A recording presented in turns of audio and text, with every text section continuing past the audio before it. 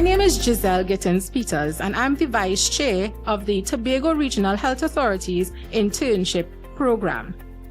I am extremely pleased to bring warm greetings and officially welcome you to our year 2025.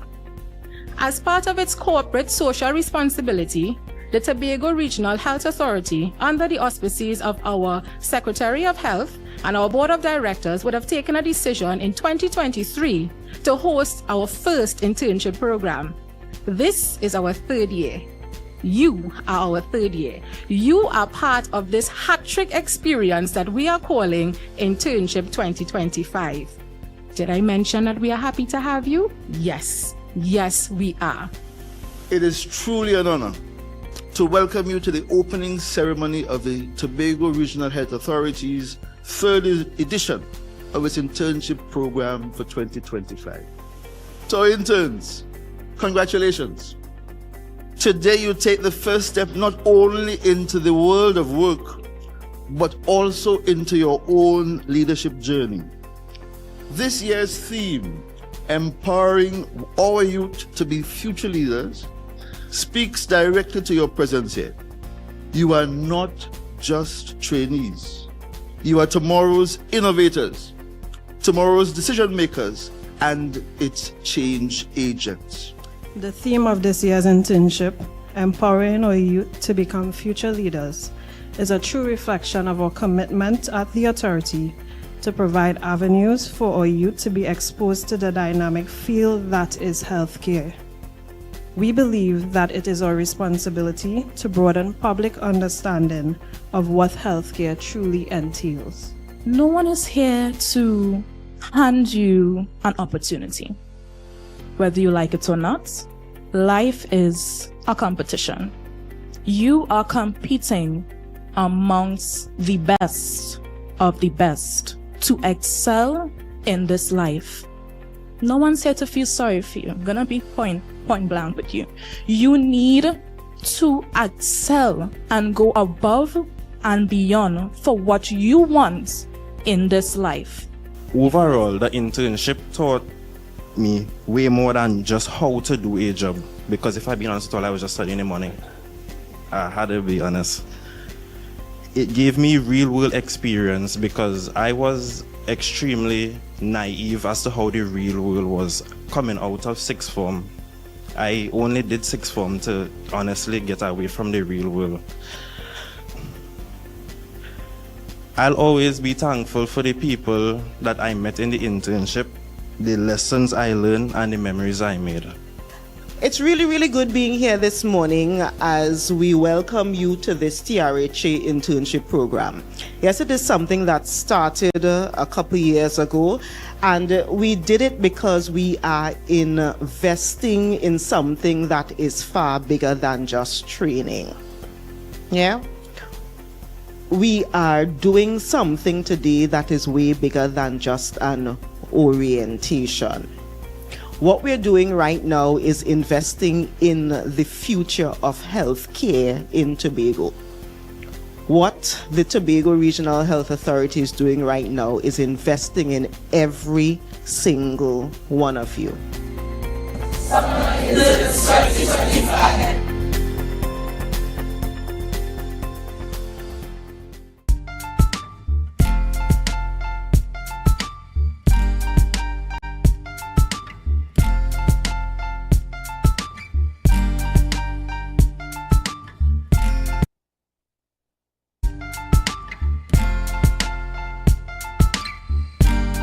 Put a smile on your face when you're moving from place to place. Good morning, good morning, morning, good morning, morning.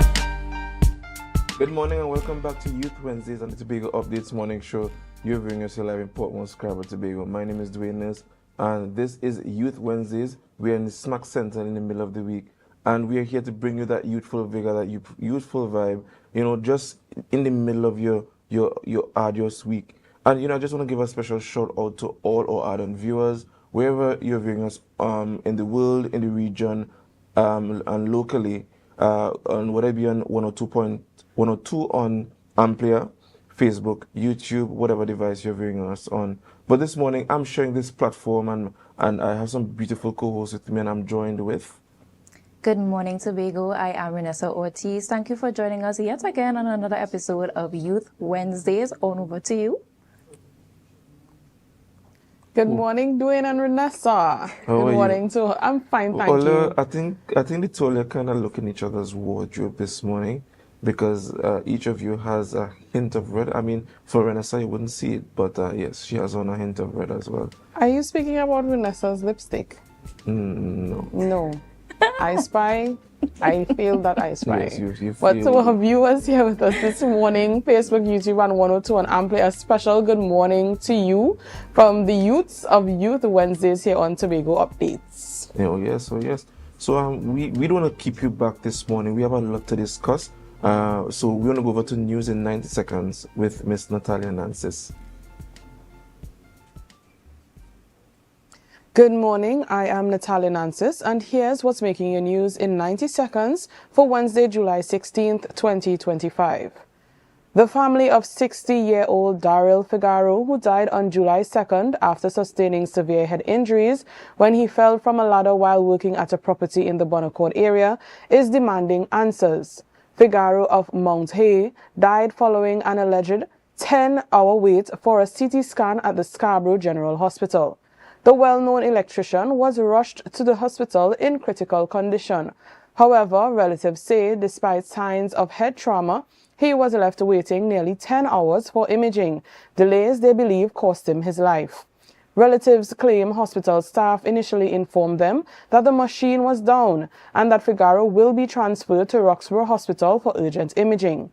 They further described confusion and conflicting updates from hospital staff with no clear confirmation of his condition for several hours. Figaro was finally scanned at around 5 a.m. on July 2nd, but died shortly after 6:30 a.m. His family is calling for a full investigation into his death, as they believe Tobago's health system failed him. Up next, Tobago October Carnival 2025 is heating up. On Monday night, Fog Angels, Juve, and Mass Band launched their 2025 collection titled Wild Wild West. The virtual presentation consisted of several sections for Pretty Mass and included options for Juve celebrations. Revelers can look forward to an all-inclusive experience and access to exclusive events. And showcasing their 2025 collection last night with a virtual band launch was none other than Iconic Mass, under the theme Tropical Bliss. Iconic boasts of an ultra-premium, all-inclusive experience on the road for both Juve and Pretty Mass. Both bands can be reached on their various websites. And finally, in a media release yesterday, the Environmental Management Agency confirmed that an application for certificate of clearance was made by Superior Hotels Trinidad and Tobago Limited for Rocky Point. The release said the CEC was a mechanism used by the EMA to manage the environmental impacts of proposed developments. It further stated the recent stakeholder engagement public meeting held on July 9th was also part of the CEC process. It noted that the presence of 2 EMA officers at the meeting, highlighting their role was to observe and ensure the meeting followed the established protocols under the Environmental Impact Assessment. And that was your news in 90 seconds. All right, thank you, Ms. Nancy, for news in 90 seconds. We want to go straight over to our birthdays, yes? You sure? Right, so first we have, come on, this thing is in my way. We have Mr. Alston Daniel. Good morning and happy birthday to you, Alston Daniel. Who do we have next? We have Miss Lenora Chapman Legal. Good morning and happy birthday to you. Wishing all the best wishes on your day today. Who do we have next? And last but not least, Liz Ann Manning. A happy birthday to you, and with that vibrant face of yours, I hope you have a vibrant day. Happy birthday coming to you from the Tobago Updates family and us here at the Youth Wednesdays. All right. You know, I know we had a go over to the rundown, but what has been happening in this space though? You excited for Carnival? I'm excited to be home, to be working. Yeah. It's so surreal that the year is almost finished. We're past the first half of the year. It was just January. Yeah. Time is flying, man. In the blink of an eye. Yes. So what are your guys' summer plans, though? Okay, let's ask another question. Anyway, we're gonna go straight over to our rundown this morning. Miss Nancy, you wanna take this one? Sure, not a problem, Dwayne. First up, we'll have Dr. Raquel Small, Senior Veterinarian at the TTSPCA Tobago branch, speaking to us on saving Tobago Animal Shelter. More in that as we go through our interviews this morning. Next up, Renessa will be taking us through. We have Dr. Sean Ned, and he's the Vice President of Tobago Chess Society, and he's here to talk about promoting chess in our Tobago schools, and I think that's something that's very important for youth in terms of critical thinking and their life skills that they can develop through this sport. And on to you, Dwayne. All right, well, last but certainly not least, we have to discuss Capture the Flag 2025. We will be speaking with Miss Cassandra Thompson Forbes, certainly no stranger to us in Tobago, and here for us on Tobago Updates. That is our rundown for you guys. It was a pleasure to have you with us. And guys, we had to tell them to do one thing before we go on the break, which is to share the live, share the live, share the live.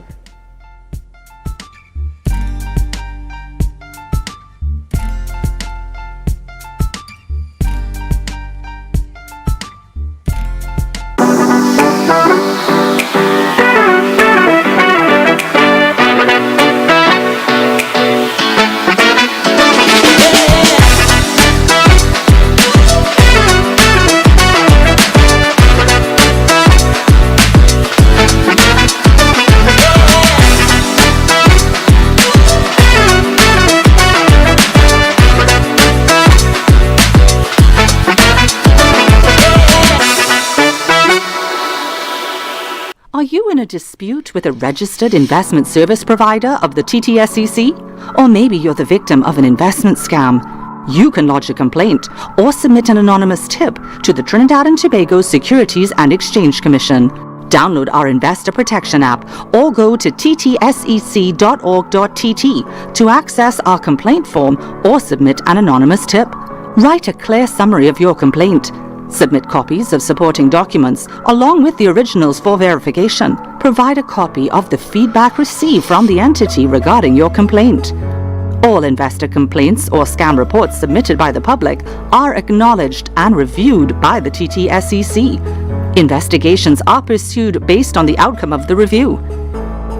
Trinidad and Tobago Securities and Exchange Commission, protecting the interests of investors and the public. You invest, we protect. Everyone benefits. The Tobago Heritage Festival 2025. This week has the highly anticipated Folk Fiesta on Tuesday, July 15th at the Shore Park Complex from 3 p.m. We Tambourine Story 2, July 16th at the Hope Community Center. Youth Quake, July 17th at the Shore Park Complex. Courtship Codes, July 18th at the Golden Lane Government Primary School. Tobago Old Time Wedding in Mariah, July 19th. And then we head to Mason Hall on Sunday, July 20th for the games we used to play.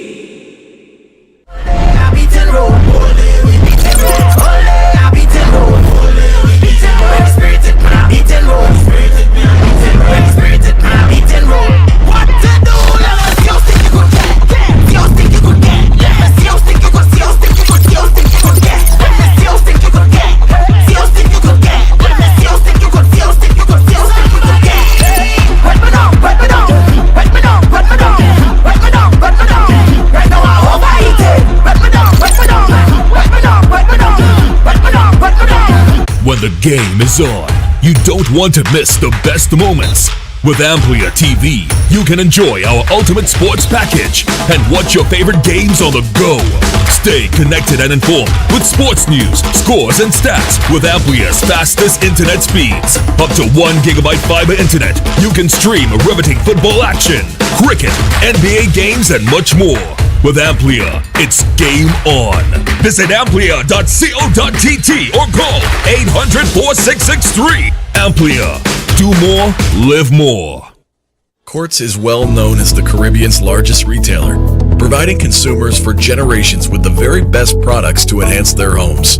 This year, we bring our expertise to businesses. Quartz Business Solutions will serve small, medium, and large companies with the very best products at the most competitive prices, backed by warranties and after-sales support. Hoteliers, office managers, restaurants, and so many more. Quartz Business Solutions, a brand of the Unicomer Group. Want to get better? Where to start? What kind of exercise to do? What to eat? How to get restful sleep? Need a doctor to search for root cause? Look no further. Come to Majuba Hill Lifestyle Center Foundation at our Wellness Center in Goodwood, or Food Hub in Darrow Springs, Scarborough, or Doctor's Office in Goodwood and Darrow Spring. Contact 49 Swift 4979 438.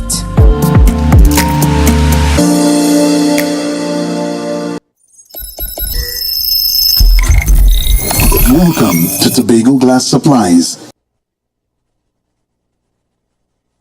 where innovation meets excellence and service reigns supreme. Well, I want a proper window from your house, yeah? I want no shake thing in my place. Our commitment is simple: to provide high-quality, innovative aluminum, vinyl, and glass solutions for both commercial and residential spaces. We get a wall on the side and we get a hole. You can put a window there, invent something, a window for put there. At TGSL, we don't just meet needs, we exceed expectations. Our range includes the finest aluminum cladding options, setting new standards in durability and style. Well, me meet here. Me don't know who I'm talking to, but my cousin Tofina tell me, for call all you go get proper thing for put there. Me don't know. Driven by our passion to elevate, we aim to be the leading supplier in the Caribbean market while retaining our identity as a family-owned business. Driven? No, I ain't driving. I get a bus ticket. One of me pick me, them go drop me down there. Must bring me down there. Russo Trace Springer down by the place down there. Because at Tobago Glass Supplies Limited, it's not just about products, it's about relationships. It's about you. It's all about me? Who's your family? You know Edna and Dorka and them, you know them, but you resemble them Edward boy and them Edward people them you. Tobago Glass Supplies, Russo Trace Spring Garden, telephone number 639-6266. Innovation, quality, service. That's Tobago Glass Supplies Limited. Hair goals, we've got 'em. At S&R Hair Fantasy, we provide a wide variety of quality hair, the latest hair accessories, adult toys, skin lightening products, female underwear, and much more under one roof. Check us out on Shelbourne Street in Plymouth or call us at 317-0808. We're open Monday through Saturday, 10 a.m. to 6 p.m. S&R Hair Fantasy, for queens who know exactly what they want. Hello, New York! Are you ready to celebrate the essence of Crusoe land and the culture of Tobago? Well, get ready for Tobago Day in New York City, hosted by the Tobago Empowerment and Alliance Mission, Sunday, August 17th, 2025, Nazareth High School Courtyard, 475 East 57th Street, Brooklyn, New York, 12 noon to 8 p.m. We bring the Tobago vibes to the Big Apple. Live music, Tobago food, cultural performances, and family fun. So bring Tanty, Granny, the uncle, invite the whole neighborhood. Just bring everybody and bring your significant other too. Come celebrate Tobago Day in New York City, Sunday, August 17th, Nazareth High School Courtyard. But I forget to tell all you, it's the 10th anniversary celebration. For more information, call 929-327-7857 or check Team's Facebook and Instagram pages, Team Tobago Day.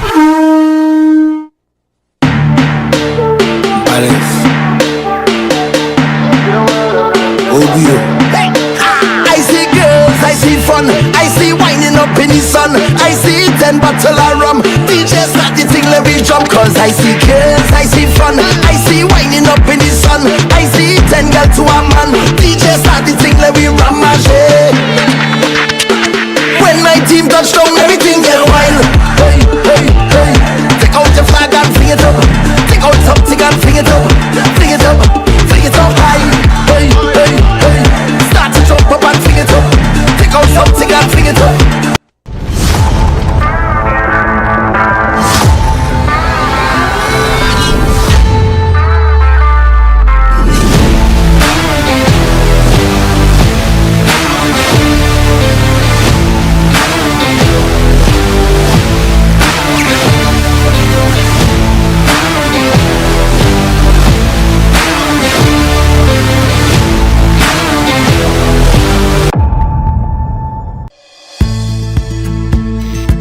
TNTech is pleased to advise that its Roxborough Service Center has reopened.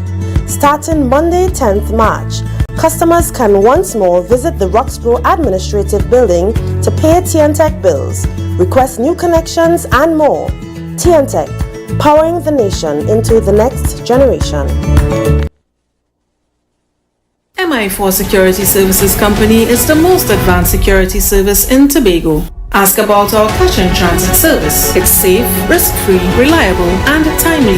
We provide safe banking delivery for all business types and sizes with highly trained staff, 24/7 monitoring, coordinated emergency response, and a well-maintained fleet of armored vehicles. Contact us at 660-7723 or visit our website at www.mi4securitytt.com to sign up today.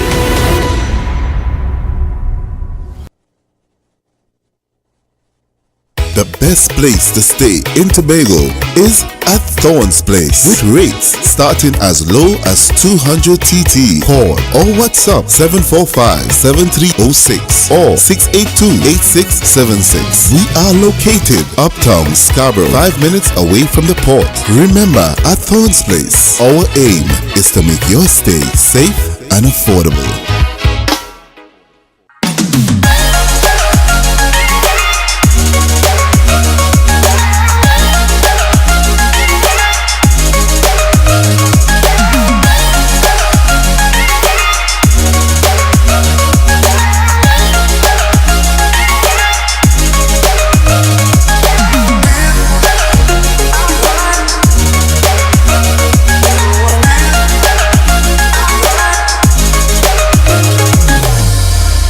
You can now get whatever you need whenever you need it anywhere in Tobago with Tobago. Your meals, medication, groceries, and shopping all delivered directly to you. No more hassle, no more stress. Get the Tobago app today on Google Play or Apple App Store. That's TAPPOGO and let us deliver to you. Check our website at www.tapogo.app or call the experts at 494-TOGO and 484-4746. Tobago.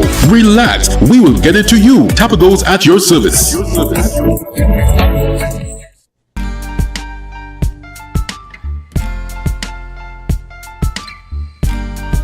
a smile on your face when you're moving from place to place. Good morning, good morning, morning. Viewers, we are back here on Tobago Updates, the Youth Wednesday show here live at Port Mall in Scarborough, Tobago. This morning we start off with our furry fuzzy tail friends, or saving them rather. This morning we're joined with Dr. Raquel Small, Senior Veterinarian at the TTSPCA Tobago branch. Good morning to you, Dr. Small. Good morning. All right, so let's just get straight into it. I think as we introduce, is the Tobago branch. A lot of us know who TTSPCA is, but for those of our islanders who may not know, who is the TTSPCA? So we are an open admission shelter. That basically means that we take any animal in, well, dogs and cats in. We take in unwanted, abandoned animals that owners can no longer take care of. We assess them to see if they're healthy or not, to see if they have okay behavior to be adopted out. We spay and neuter, we deworm, we vaccinate, we treat them for fleas and ticks, and we try to find homes for them. That's basically what we do. So our aim is to reduce the stray population. Our aim is to get to the point where there are no stray dogs and cats out there. The reasons why we do this is we're trying to protect this public, because as we know, dogs and cats, stray dogs and cats can cause a lot of problems, right? So basically we're doing this to try to protect the population of Tobago. All right. And I mean, you offer a lot of services, but we're now at the point of saving Tobago's animal shelter. So how did we get to this point? So basically it comes down to our funding. So we are funded by donations mostly. We have a small vet clinic that we get funds from as well, but that only covers like our basic, very, very basic running costs. So the extra programs, they're not being funded at all. And sometimes we don't even make it to cover our basic costs. Please remember that we have about, on average, 60 to 70 animals at the shelter. We have asked for funding from the THA, but they have not been forthcoming with that. We need more help to organize fundraisers to get more money in. We need more corporate assistance. We need businesses to come in and help, people to come in and help, so that we can continue to run this facility. We are the only facility that takes in stray dogs and cats in Tobago. Right. And okay, so you're saying that the THA does not fund the Tobago, the TTSPCA. Who does the funding? Government. The government, all right. Who actually does the funding for the animal shelter? The clinic and donations that we receive, that's it. All right, so this is in an effort to raise funds so that the shelter is upgraded and we can do better with the dogs and the cats the animals that we have there.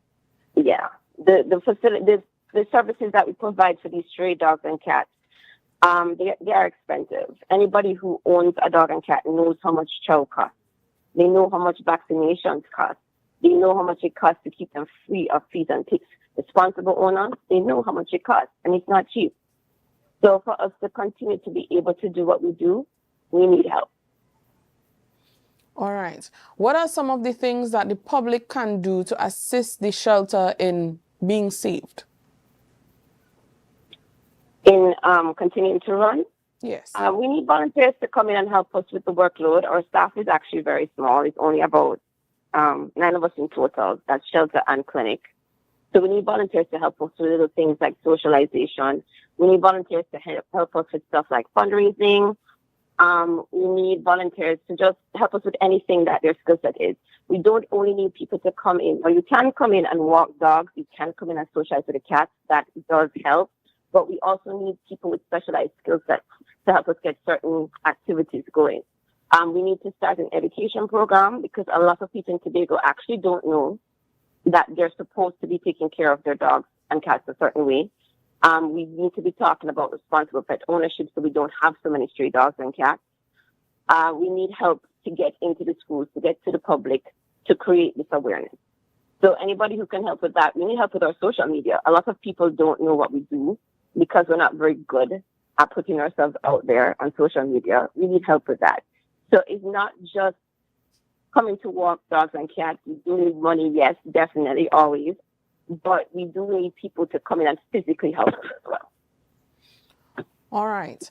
And in terms of any future fundraising ideas, is there anything planned that the public may be aware of right now that we could participate in? Not really. Let me think. We have book sales that are going on at Moorshead. That's every 2 months. We do need to plan some big fundraisers to help. There have been some ideas thrown around, but we don't have the manpower to do it. We used to have a jumbo sale annually at the end of November, but that takes a lot of planning and a lot of coordination. And again, we need physical bodies to come and help us with that. Anybody who's good at helping raise funds or project management would be a big asset to us, honestly. Okay. And in terms of people who may want to, in an effort to assist, may want to bring their pets, and probably volunteer for the day or the week, where can they find the information, and what pets do you actually cater to at the animal shelter? What services we perform there? Well, the actual services to the public, we have programs going on. They're not necessarily fundraising programs. We have a monthly low-cost spay neuter program that's been going on for almost a year, and it's been pretty successful. So if you need to get your dog or cat spayed or neutered at a reasonable cost, you can approach us. We are getting funding from another charity organization called Animals 360. We can be found online. The easiest way to get us is through our WhatsApp number, 3090219. That's 3090219. Or you can call the landline at 2331951. That's 2331951. We're very easy to find. You can use Google Maps to find us. We are near the stadium. The Dwight York Stadium. We're very near that. So once you get there, it's an easy run to get to us. You can come in and talk to us about what's needed and what you can do to help. We offer, you can come in and give up your animals to us. You can come in and adopt animals. We also have a small vet clinic. We're one of only 2 clinics on the island. So we do regular services for vets, for animals, dogs, cats, street goats. We do vaccinations, dewormings, we treat sick animals, that kind of thing. So you can use our clinic. That helps generate funds as well, and you're getting something out of it. You can become a member of the society as well. You could always call in to find out how you could do that and be active in terms of our activities and helping us get our activities off the ground. All right. Now, before we go, I just want to ask a question. Now, this is based on what you're saying about the services that you provide. What animals do you actually cater to? And I ask this question because I know a lot of veterinary clinics, they normally have partnerships with some of the farmers, the livestock owners, I should say, to provide services for them, whether it be maintenance, as you said, treating the animals, etc. Has there been any effort to do so? And what animals do you actually cater to at the clinic? Most of the time it's dogs and cats. It's pet animals at this particular clinic. We do very minimal farm animal because for most farmers it's not cost effective because remember, unlike the state vets, we don't get funding from THA. So the cost from the state vets is very subsidized. So the bills look astronomical to most farmers when we bill them. And even though we're trying to give discounts, it still looks too high to them. So I don't really push the farmers coming in. If you need us, we are here and we can help. But there would be costs attached. But most of the time it's dogs and cats. And we can't hospitalize farm animals either because we have so many dogs and cats on the compound and there's nowhere really to put them. That's basically it. But it's mostly pets. We do birds too, but we have to go to the birds. And I haven't seen many turtles since I've been here. I don't think anybody keeps them anymore. All right. And what about house visits? We do house calls. Yeah, we do house calls, but usually it's after hours. So we'd come either before we start work or after we start work, depending on which vet is doing it. So we do house calls. We do go out to see animals. It is usually animals that are not too sick because in my experience, when they're very, very sick, I always forget something. So it's a struggle to treat them properly. So I prefer if your animal is actually sick that they come in. We do offer transport for cases like that. So we can send our vehicle out to pick them up to bring them in if the person does not have transport. So there are other options available if they can't really get to us on their own.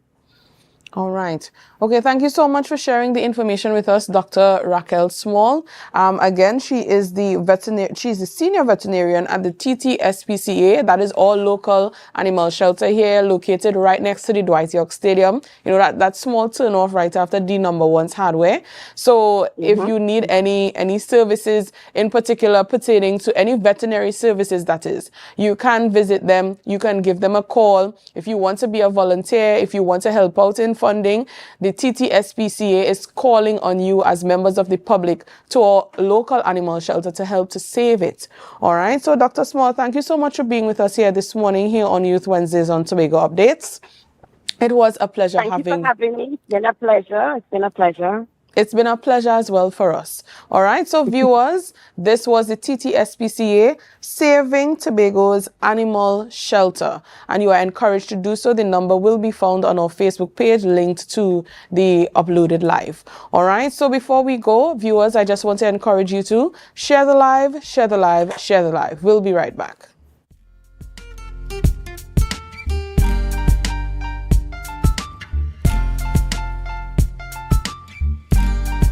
The Tobago Heritage Festival 2025. This week has the highly anticipated Folk Fiesta on Tuesday, July 15th at the Shore Park Complex from 3 p.m. We Tambourine Story 2, July 16th at the Hope Community Center. Youth Quake, July 17th at the Shore Park Complex. Courtship Codes, July 18th at the Golden Lane Government Primary School.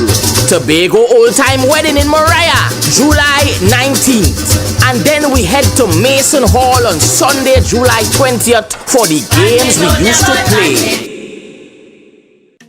My name is Tina Macmillan, your last year's third place winner and the Miss Photogenic for last year's Miss Heritage Personality Show. And this year, I want to carry you with me for my Tobago Heritage experience. I'll be hosting With Tobago Updates, bringing you live coverage behind the scenes and also their giveaways, tickets to the heritage events, and a 2-night stay to the Mandalina Grand. So you need to stay locked on to Tobago Updates on all their social media platforms, Kina Macmillan on Facebook and originalmedusa.tt on TikTok. My Tobago Heritage Experience with Tobago Updates. Stay tuned. Do something and roll back, come let me reel. I make a brush back, brush back. Do something and roll back, come let me reel. I make a brush back, brush back. Do something and do something. With Flow Business's new smart solutions, powered by super fast, reliable broadband, you'll feel like there are more versions of you working for you. From website design, development, and digital marketing to promote your business, 24/7 business class support to cloud solutions, security, and more. Multiply your growth today.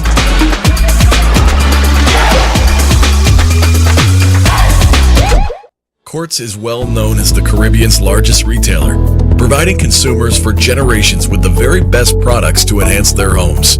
This year, we bring our expertise to businesses. Quartz Business Solutions will serve small, medium, and large companies with the very best products at the most competitive prices, backed by warranties and after-sales support. Hoteliers, office managers, restaurants, and so many more. Quartz Business Solutions, a brand of the Unicomer Group. Want to get better? Where to start? What kind of exercise to do? What to eat? How to get restful sleep? Need a doctor to search for root cause? Look no further. Come to Majuba Hill Lifestyle Center Foundation at our Wellness Center in Goodwood, or Food Hub in Darrell Springs, Scarborough, or Doctor's Office in Goodwood and Darrell Springs. Contact 49 Swift 4979 438.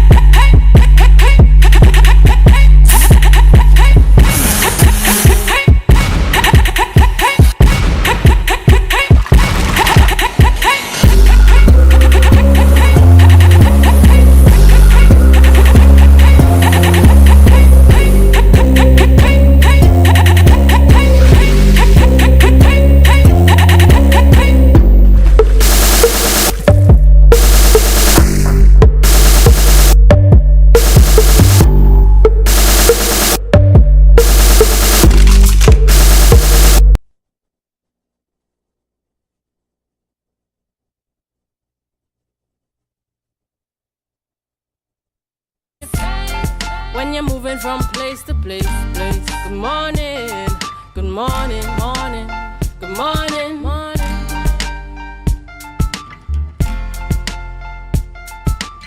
Welcome back to Tobago Updates Youth Morning Show. And joining us this morning, we have an educator, trailblazer, and the highest ranked chess player in Tobago. He's also the only registered national arbiter and instructor on the island. Please welcome Dr. Sean Ned. Good morning. Good morning to everyone. Good morning to Trinidad and Tobago. Good morning, Dr. Ned, and thank you for coming and sitting with us here at Tobago Updates Morning Show. Let's start with your personal journey. How did chess become a part of your lifestyle? Well, I would have started quite young, about around 9, 10 years of age, and that journey has taken about 40 years. During that time, in the 80s or around there, I would have represented Bishop's High School, going on to Trinidad. We don't hear so much about chess being represented in the schools currently, but during that time it was a lot more prevalent. More recently, I've been involved with the Tobago Chess Society as the current vice president, and we've been pushing for chess to be revitalized in Tobago because it's a major sport around the world. And that's part of the reason why I'm here today to talk on that. So in terms of that, I've more transitioned from a player because I would have won the 3rd national qualifier for Trinidad and Tobago back in 2017. But then after that, I became an instructor, so I can train officially as well as arbiter, which means run actual tournaments, which is recognized by the prevailing international organization. So that is badly needed in the Tobago space because there's no other persons who have been registered accordingly. That therefore means that we can access things like sport tourism and bringing in international interest into the island. And I'm happy that you chose to go along the path of ensuring that you have all the qualifications necessary for tournaments to happen here in the Tobago space. And I'm happy that you also mentioned the sport tourism and bringing international recognition here to Tobago. And I think that's something that's very crucial and important for us here as Tobagonians, that we also expand our tourism network in a way that is not just about our sun, sea, and sand. It's also about the other things we have here to offer with our local talents. Now, I know being a national chess player and the person that you have distinction. What does that distinction mean? And I know you have already applied it to becoming an educator and ensuring that you have the qualification necessary for the tournaments to be here. What does that distinction mean to you? It's valuable. If you're playing chess or any other sport, you'd like to know that you've reached higher levels in that particular sport. And for us, it's reflected in a chance to be on the national team, right? A national team that has qualifiers every year. There are 4 qualifiers. And the 3rd one is hosted in Tobago. In fact, I host that as the arbiter now, right? But if you win that the first 2 places, you have an opportunity to be on the team of 12, right? And then you can recognize or take part in international tournaments, and that includes the Olympiad. Chess has an actual chess Olympiad where we send people to represent Trinidad and Tobago. Members of the chess team often go to that. You also have international tournaments in general where we would go to that as well. Of course, that requires more and more support as we expose the sport to persons. In fact, the sport would have been more recognized back in 2019, very, very recently. And that's because of the COVID. Out of that, a lot of players emerged because they found themselves at home, right? And chess as a sport can be done on your phone. So it became a lot more accessible. So now people are understanding the value, and they've since the COVID has passed, they've still kept on playing the sport, and they begin to understand the value. So we want to spread that to younger folk because the chess, and that's where we go into the schools discussion. Chess in schools is very important because now the kids will be able to be exposed to the value of chess. Not only in its gameplay, but it affects things like how well they do in their subjects. So that includes your math, your sciences, your English even, how you communicate. All of that is part of chess. In fact, additionally, we're adding on using chess to actually explain concepts in classes. So you can actually use chess to explain concepts like algebra. Right, that's a new thing, fairly new. Right, so a lot of things are coming out of chess, and I think I feel it's very valuable for us to pursue. And I'm happy that you mentioned the whole concept of using chess as a tool to explain certain concepts in schools for our young people, because a lot of times we have a standard way of how the curriculum is presented, and not every child is receptive to the way that that curriculum is presented. And we need to find more avenues here in Trinidad and Tobago to ensure that our young people, especially when they have to learn, especially when it comes to math, that there are different ways that we can bring these concepts across to them so that they understand and they are able to apply it. Because now that you're saying that you want to expand this to the schools, I know you mentioned to me earlier you have been to Bishops to teach this sport and encourage our students. How has that been for the students? Were they very receptive to it? How do you encourage and make this something exciting? Because I know if back in my day, someone came to me and told me about chess. I said, no, it's okay. But how are you going to get over that barrier, that hurdle, to ensure that it's enticing for young people? All right. So one of the things that we often deal with, especially with adults, it's the same thing, is that a lot of people feel that there's this barrier to chess, that there's so much to learn. Chess is something that you work with or grow with as you age, right?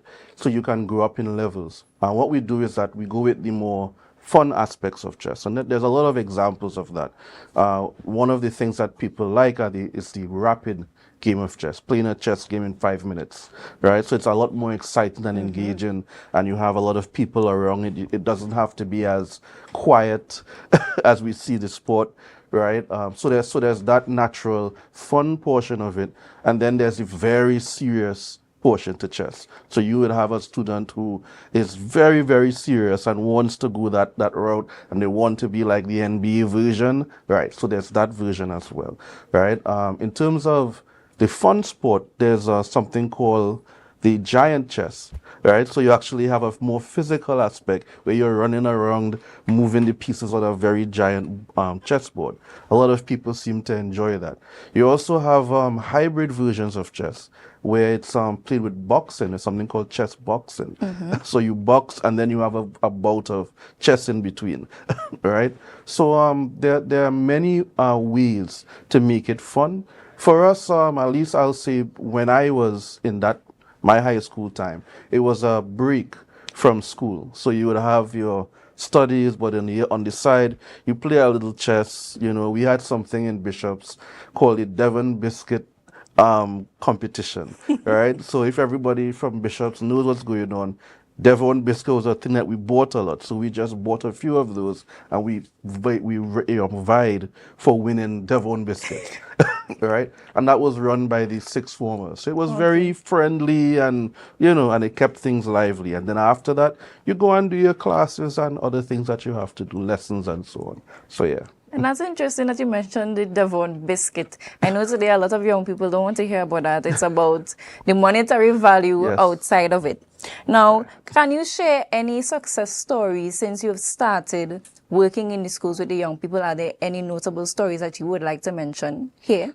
Well, one of the things we want to see is actually the development of more chess clubs, right?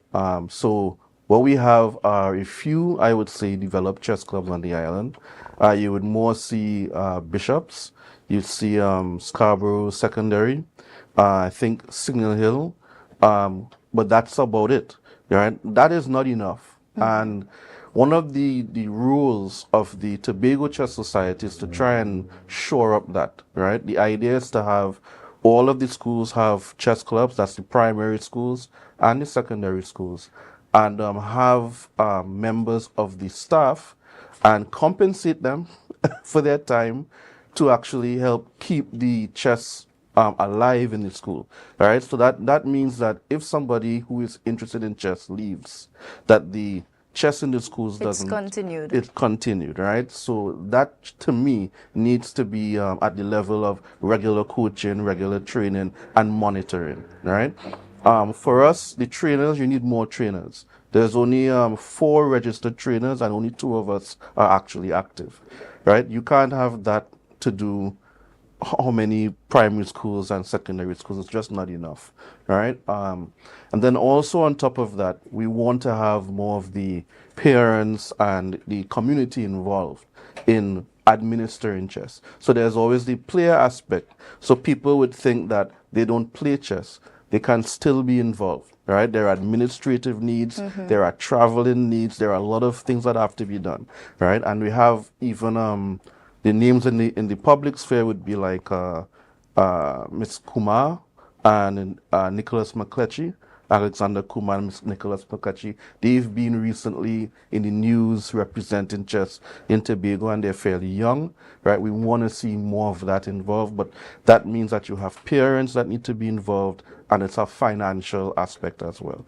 and we're trying to cover that. And we're making some strides along those lines. Okay, because I was about to ask you, you're the vice president of the Tobago Chess Society, and in order for the awareness to be there, there are things that needs to be done. Do you have an Instagram page? Do you have a Facebook page? Apart from going to the schools, are you going to the other NGOs? Are you promoting it in that way? What is the society doing to ensure that the longevity happens and that continuance happens even after the people who are currently there has gone? All right, so on one side of this, we have a Facebook page, right, that's under the Tobago Chess Society, but we are revamping at this point. One of the reasons I'm on is to bring awareness. Most directly is that there's the Tobago, not the Tobago, the World Chess Day, right, which is, or International Chess Day, which is this Sunday coming, the 20th of July. And that reflects about 100 years of chess being recognized through the international organization. And if we promote these things and get people more aware, it's a way to give us visuals, right? So people know that we exist and we can bring chess back into Tobago. Historically, actually, Tobago actually had a lot of chess groups. I was told this by my elders, right? So that across the many villages, you had chess being played. And for some reason, that has depleted. And what often happens is it's run by the human capital, right? The people.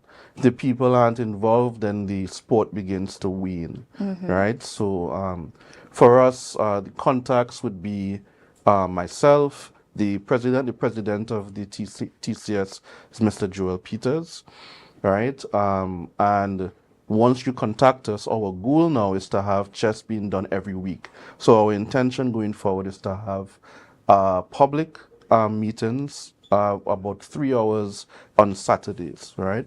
And we'll advertise exactly where we'll have that going on. Okay, so and the intention also is to then further competitions within the schools and to also have a Tobago Open, right?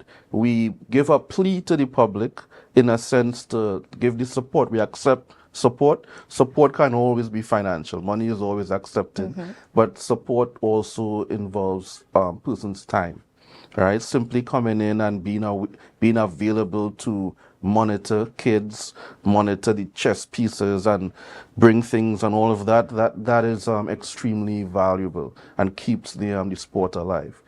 So one of the things we would like to do is to ask for an acre of land with a prefab, very simple setup. That is our down the line view. And in that view, you have things like chess would be involved, obviously, but there's a thing called the mind games, right? Which is your Scrabble, your all fours, your dominoes, all these other things. But in an internal location, you also can have racquetball and basketball and netball and all these other sports. So currently, we do not really have that available in Tobago. So that's where we are at this stage of finding a home. Right? And there's history where that's concerned. So a lot is there, right? But we're making strides accordingly. Okay. And thank you for sharing all of that. And what I would also like to say is, since it's International Chess Day that is coming up on Sunday, something that the society can do annually is host an event on International Chess Day going forward. So that way we have our young chess enthusiasts coming out, parents, even the possible sponsors, they can be a part of this, and this could be a mixer or mingle to ensure that we bring the awareness that we want and to also bring the longevity. Now, before we wrap up, I just want you to share with any young person out there who is interested in being a part of chess, what piece of advice or what message would you like to send to them this morning? All right, so there's how you can play chess, learn to play chess, and the value of chess. All right. So in terms of that, you have chess is a logic game. It's the premier strategic game ever. Right. So if you're a person that wants to be better, or a child who wants to be better in maths, sciences, or you have that interest, chess is a very good avenue to get your mind in place for that. So it's a lot of fun. You can play it fast, you can play it slow. How you can learn, there's a lot of available materials to learn chess. Premier choice is the chess.com, very simple. You also have the same name as the app, so everyone listening can download the app called chess.com. There's also leechess.org. They're free apps, and you can play chess anytime you want against people who from in Trinidad and Tobago or around the world, right? There are also tools there to step you up your game. So you have beginner tools. You don't even know how to move a piece. It will train you how to do that. If you want to learn to play novice levels tournaments, it will also train you how to do that. And there are different paths to chess that you can move through. So I encourage playing the sport in general. It's for fun. It also has a serious side, so it's very well balanced. Thank you so much, Dr. Ned, for coming this morning to share with us all your knowledge and the importance of continuing the chess legacy and all that we need to do to raise the awareness and to also ensure that our young people are equipped with the necessary critical thinking skills and life skills that are necessary to be the constructive adults that they would want grow to be in our society. And remember to share the live, share the live, share the live.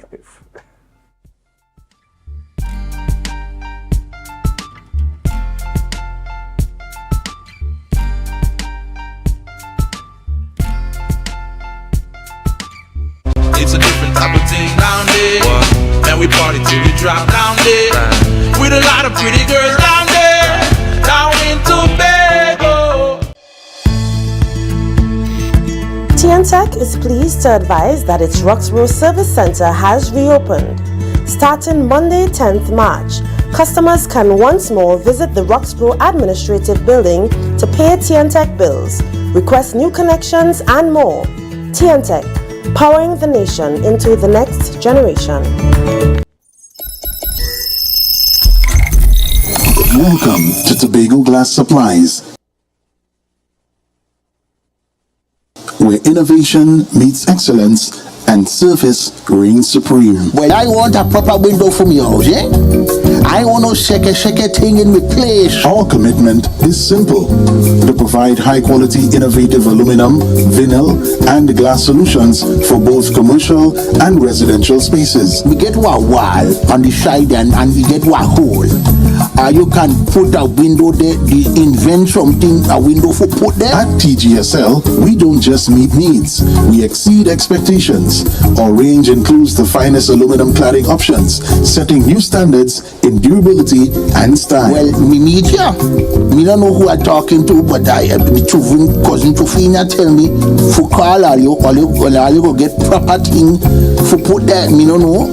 Driven by our passion to elevate, we aim to be the leading supplier in the Caribbean market while retaining our identity as a family-owned business. Driven? No, I ain't driving. I get a bus ticket. One of me pick me them go drop me down there. Must bring me down there. Russo Trace Springer down by the page down there. Because at Tobago Glass Supplies Limited, it's not just about products, it's about relationships. It's about you. It's all about me? Who's your family? You know Edna and Dorka and them, you know them, but you resemble them Edward boy and them Edward people them you. Tobago Glass Supplies, Russo Trace Spring Garden, telephone number 639-6266. Innovation, quality, service. That's Tobago Glass Supplies Limited. Here goes.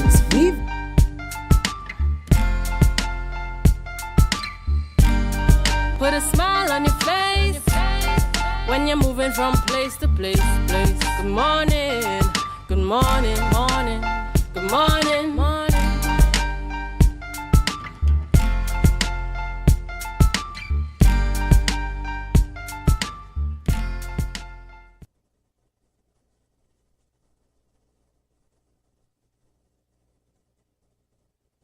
Good morning and welcome back to the Youth Wednesdays on Tobago Updates Morning Show. Again, we are here in Portmore, Scarborough, Tobago. My name is Dwayne Nils for those of you just joining us.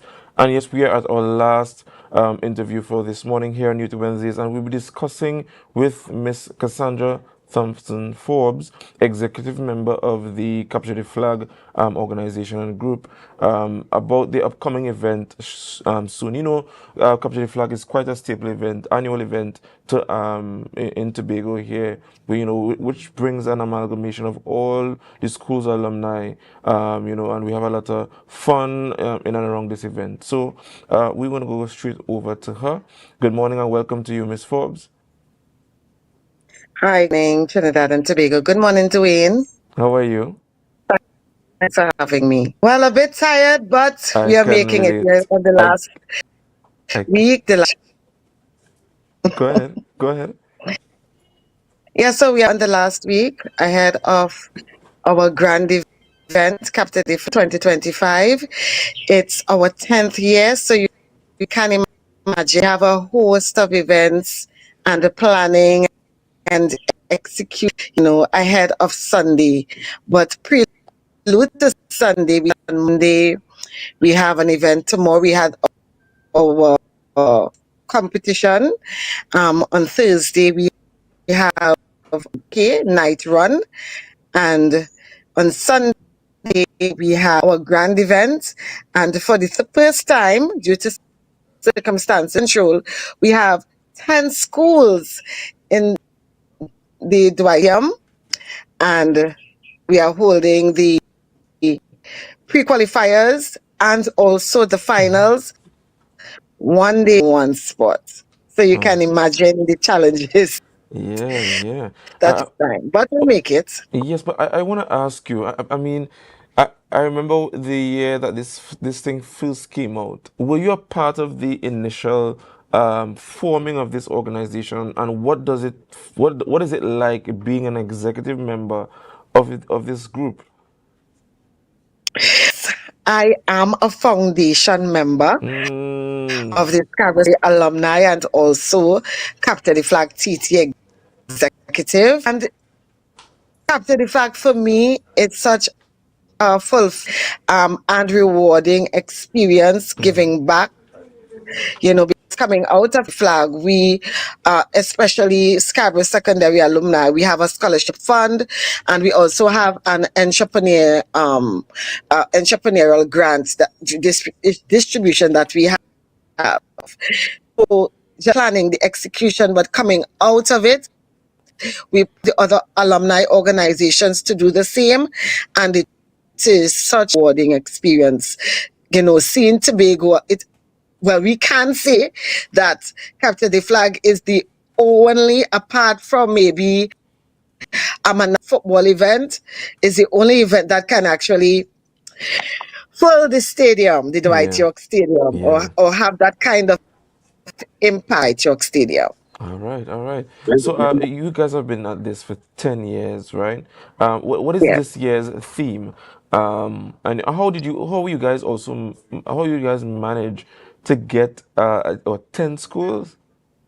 Yes, it's 10 schools and one Trinidad. So this year we have St. Augustine and Sheen. We had a Trinidad pre-qualifiers with Augustine, Arima, Presentation College. Yes. So they would have battled it out. We had a pre-qualifiers, and St. Augustine would have been victorious in Trinidad, and they would try to be the finals. All right. Now, 10 schools means it's 100% all the schools in all the secondary schools in Tobago, Roxborough Secondary, we have Scarborough Secondary, we have Mason Hall, we have Mount Signal Hill, Goodwood High, Bayside High, all Harmon, which is Blue Valley, all of the secondary schools in Tobago vying for this year from Goodwood High or GSS Kings. All right, all right. We have but a short time, Ms. Forbes, but I just want to ask you, what? Just to remind the viewers, when are the events? Is it? I mean, I have never been to Capture the Flag. Every time, it's on. I'm either studying or out of the country or something, right? But tell us, is it a free event? Do we need tickets? What? Can I bring my food? Can I bring my drinks? Or all those things will be provided? Just tell the viewers more about it. And how have you missed out? Well, we apart from our All Force competition, which was on Monday at the Food Hub, we have our for the food at 5K run and night run. It starts at 7 p.m. You can still register via online Island, or you can rush now at the Scarborough Esplanade. We have packages for $150 and $250. So that's the 5 run. On Sundays, 10 schools, gates open at 10 and kickoff is at 12, and we go all the way through up to the finals. We have a halftime show with Sasha. We have an tea with Saki. You know, the open at 10. The cost at this point in time is $100 for uncovered, $150 for cover, and you can purchase tickets via Island e-tickets, and there are many ticket outlets in Tobago, including Milford 24, Lust, a host of what all persons need to do. They need to check the page, Capture the Flag TT, and all the information can be found on our Facebook page. All right, all right. Ms. But Forbes. yes, persons can bring their food, no butter, no glass bottles, and coolers in by 4 p.m. So it's a family day. You can bring your children, come out and have a grand time at Capture the Flag 2020. This is 10. All right, Ms. Forbes. I want to thank you for joining us this morning. Thank you for sharing, guys. You have to Miss Capture the Flag. Unfortunately, I will not be here, so I will be missing. You know, it's for 10 years straight, boy. I don't know, but I would definitely plan for next year, pleasing God. You know, to be there. We love to have you. Of course. I mean, I could play football and I could beat Messi and thing. Yeah. I train Messi. So. Well, Mount Mary Boys is in. You can speak to your to your affiliate organization. No problem. So thank you very much again, guys. That was Mrs. Cassandra Thompson Forbes, executive member of Capture the Flag. This is the 10th year of their show, their event. Please support, be there, immerse yourself, and and share all the pictures and so on, so that this could become a regional and an international thing. So perhaps we might have Barcelona coming and play against the schools. We never know. But we might get a school from England. Yeah. Just hold tight. Capture the Flag in places. Just wait for it. We are the SSS most powerful alumni there is. You just need to hold on to yourself. We can take you. All right, you be careful with that now. But thank you again, Ms. Forbes. Thank you. Thank you, Ms. Forbes. Guys, this brings us to the end of Youth Wednesdays on the Tobago Updates morning show. Unfortunately, guys, we're going to go over to Good Morning Tobago with Miss Chanel Felix. Just remember to share the live, share the live, share the live. We'll be right back.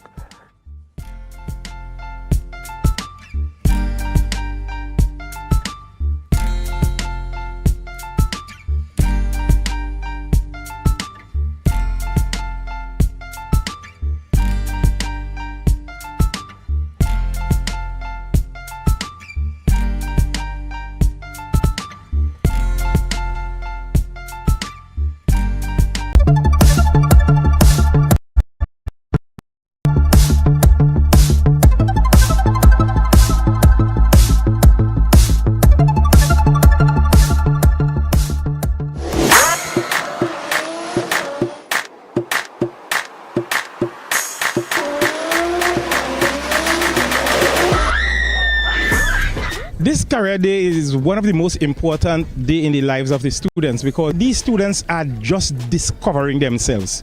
And we want to expose them to as much possibilities as possible so that at the end of the day, they will not only be limited to what they knew before, they will see, well, okay, maybe all the time I was stuck thinking that I wanted to do this, but there is something better for me to do. So better exposure, better choices means that you have a greater chance to succeed in life. We have about 30 different booths. The professions vary from tertiary education to entrepreneurship, to employment after college or after high school, which is WASA. We have THTI, we also have MIC, COSTAT, and we have makeup artists, nail technicians, and barbering going on the inside of the building as well. Our theme this year is Step Out into New Possibilities, and I want my students to understand that it's not just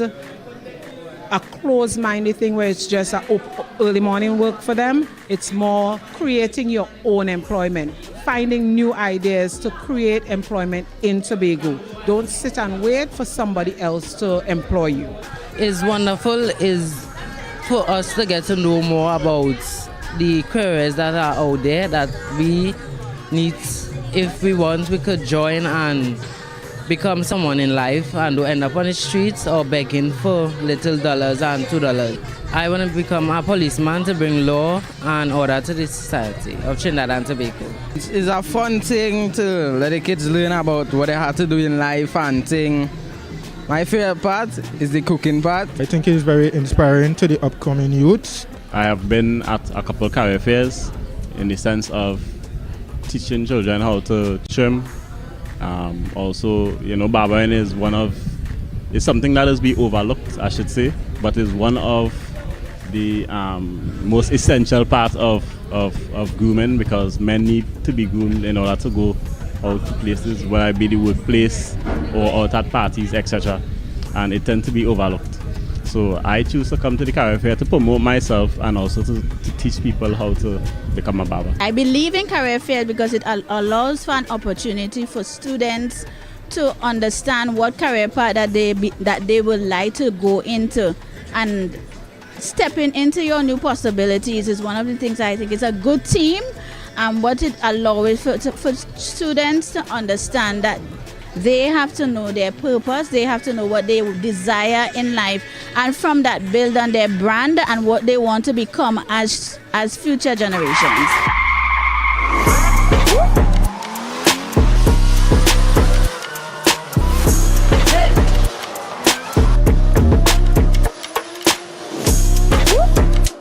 That was a production of the Department of Information, Office of the Chief Secretary, Tobago House of Assembly.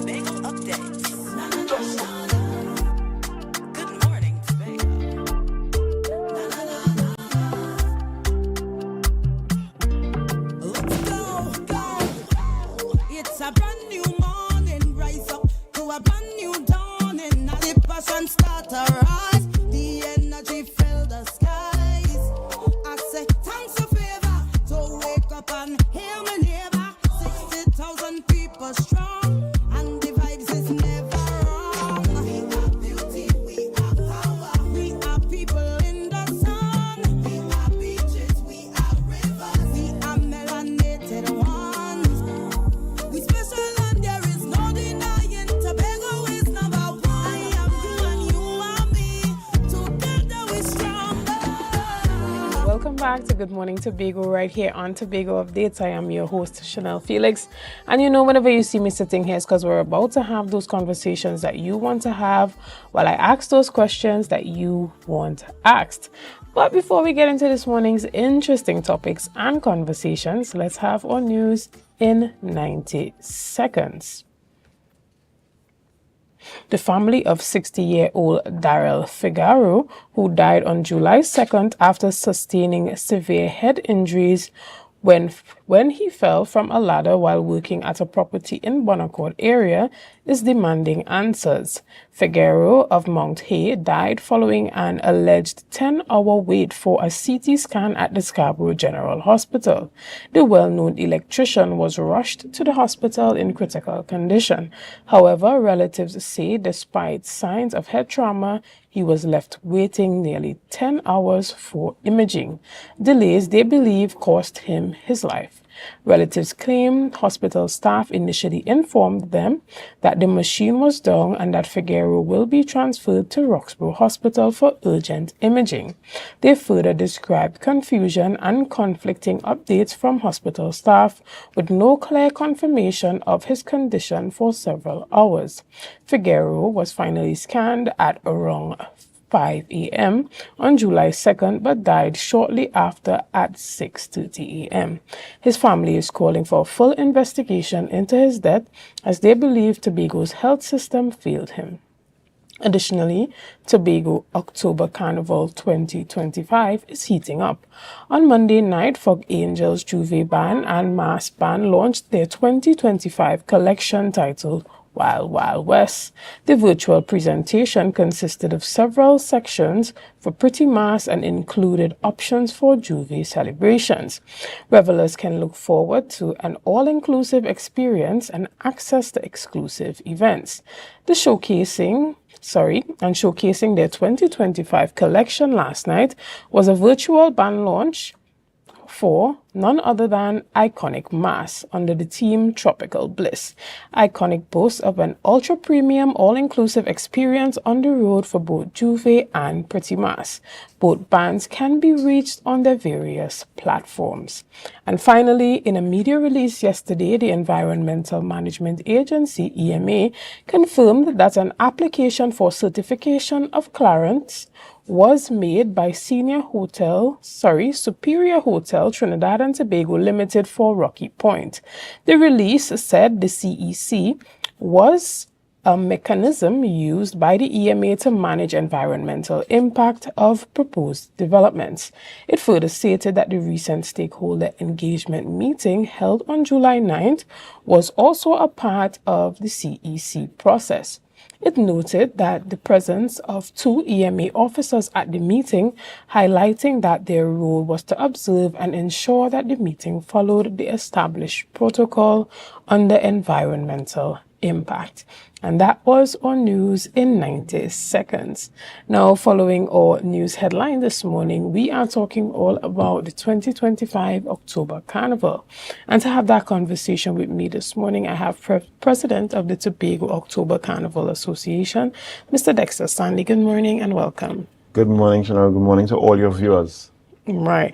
This morning you're here in the capacity of president, but also representing Iconic Mass, right? Yeah. And I see that you guys had that big virtual launch last night where you launched your offering for 2025 October Carnival.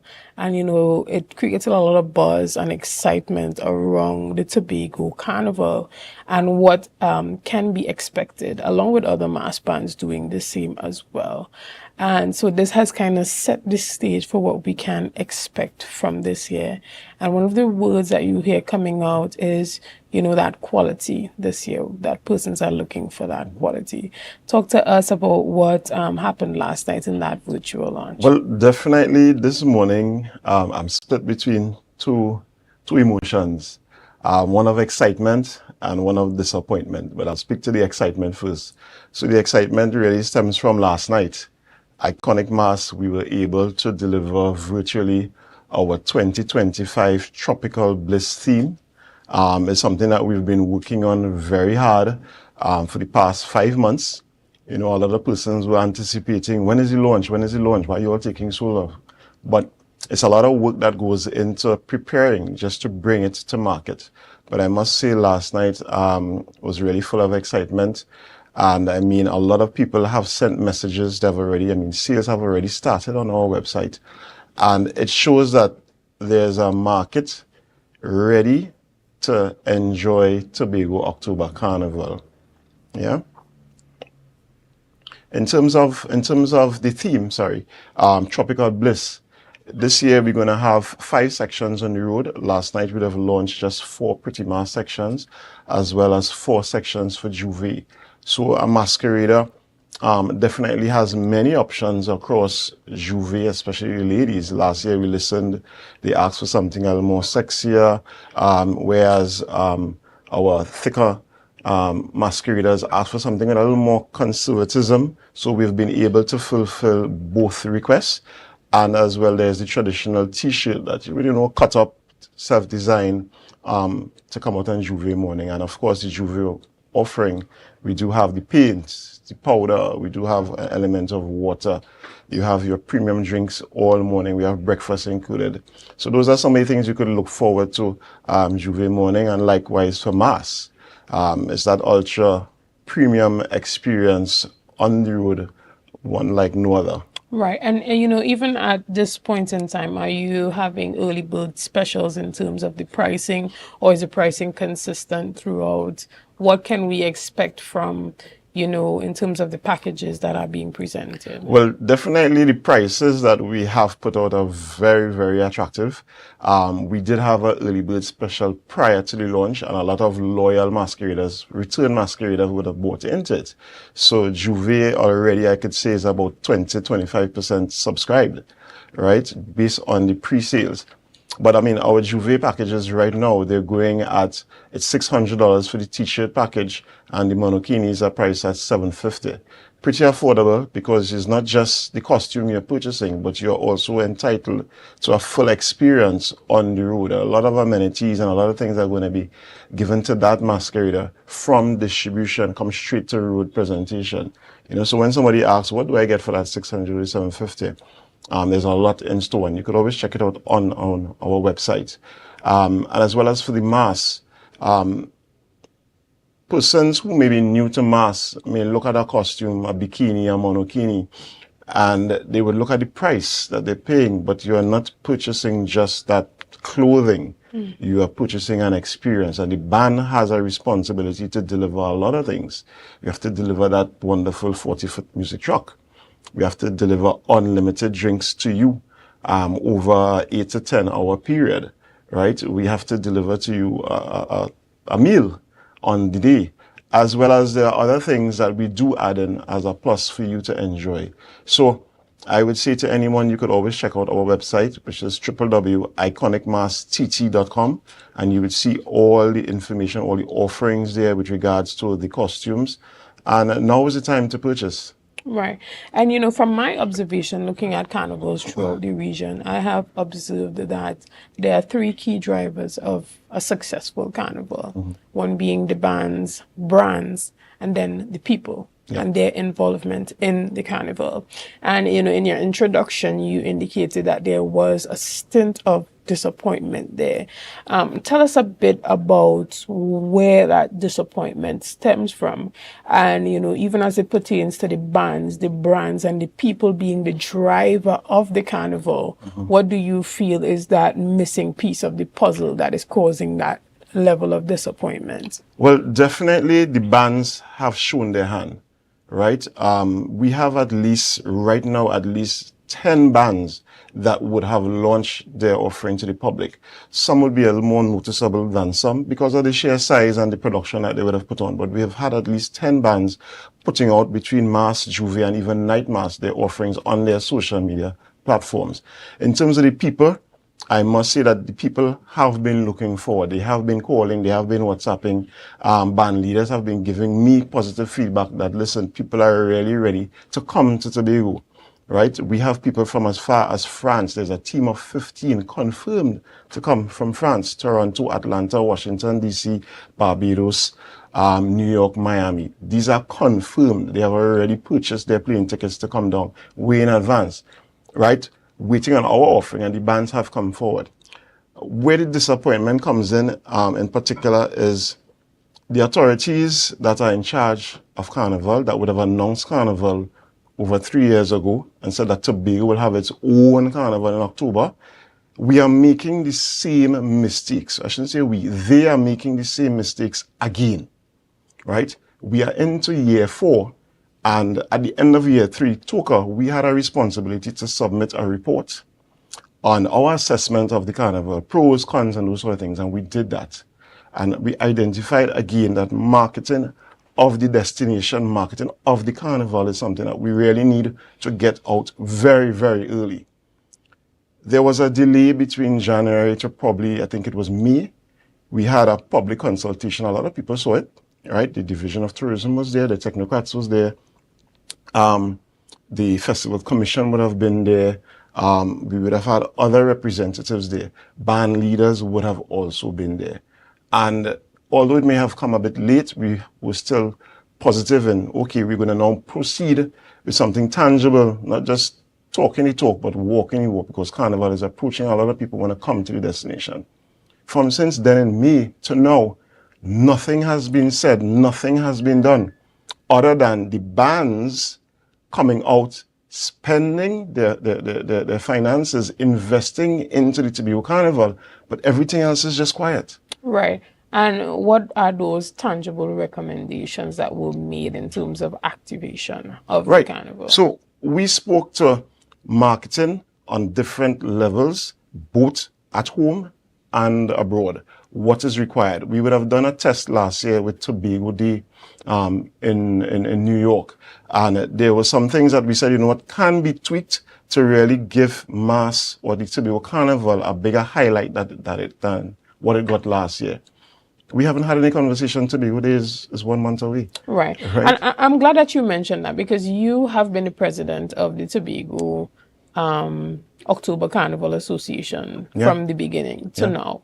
And one of those major conversations that happened in the beginning had to do with taking the festival out of the hands of the public sector and, you know, having the private sector and the citizens of Tobago taking charge of the Tobago Carnival.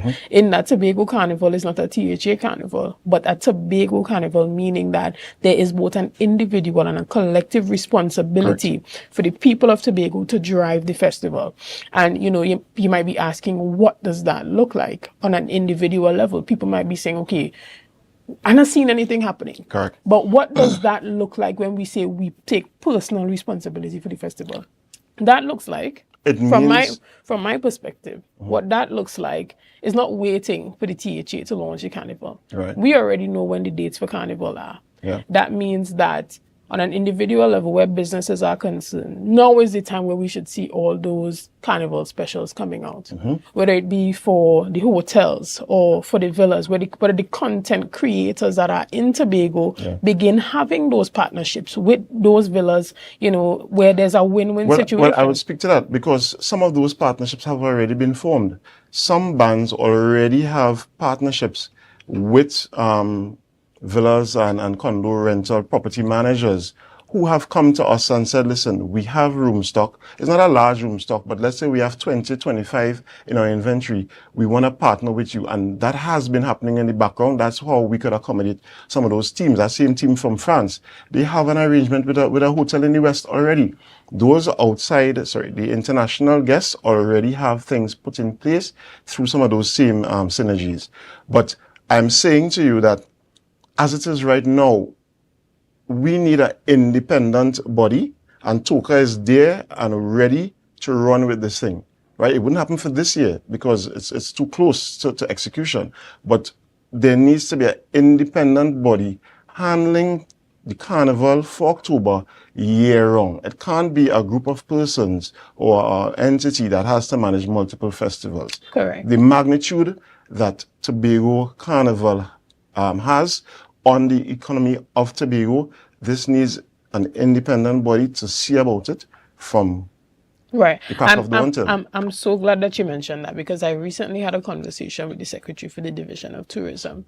And, you know, they look at it from a holistic festival tourism perspective where the Tobago Carnival is one of the many festivals that take place on the island. So they have the task of trying to market that in addition to everything else that is happening. So I'm glad that you raised the fact that Toka probably has to take a greater role in driving the festival, because I am of the opinion that if you are in charge of the festival, then there's no politician no matter how the pendulum swings, that could come and say there's no October Carnival, because you are already driving an independent festival that is sustainable within itself.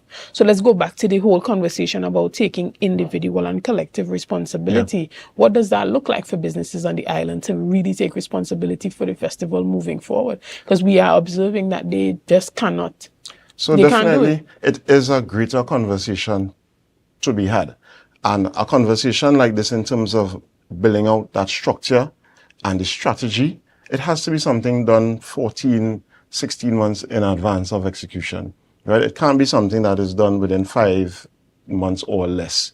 So the cries that you're hearing here today is for Carnival for 2026. For 2026 to really happen, we need to put things in place from now.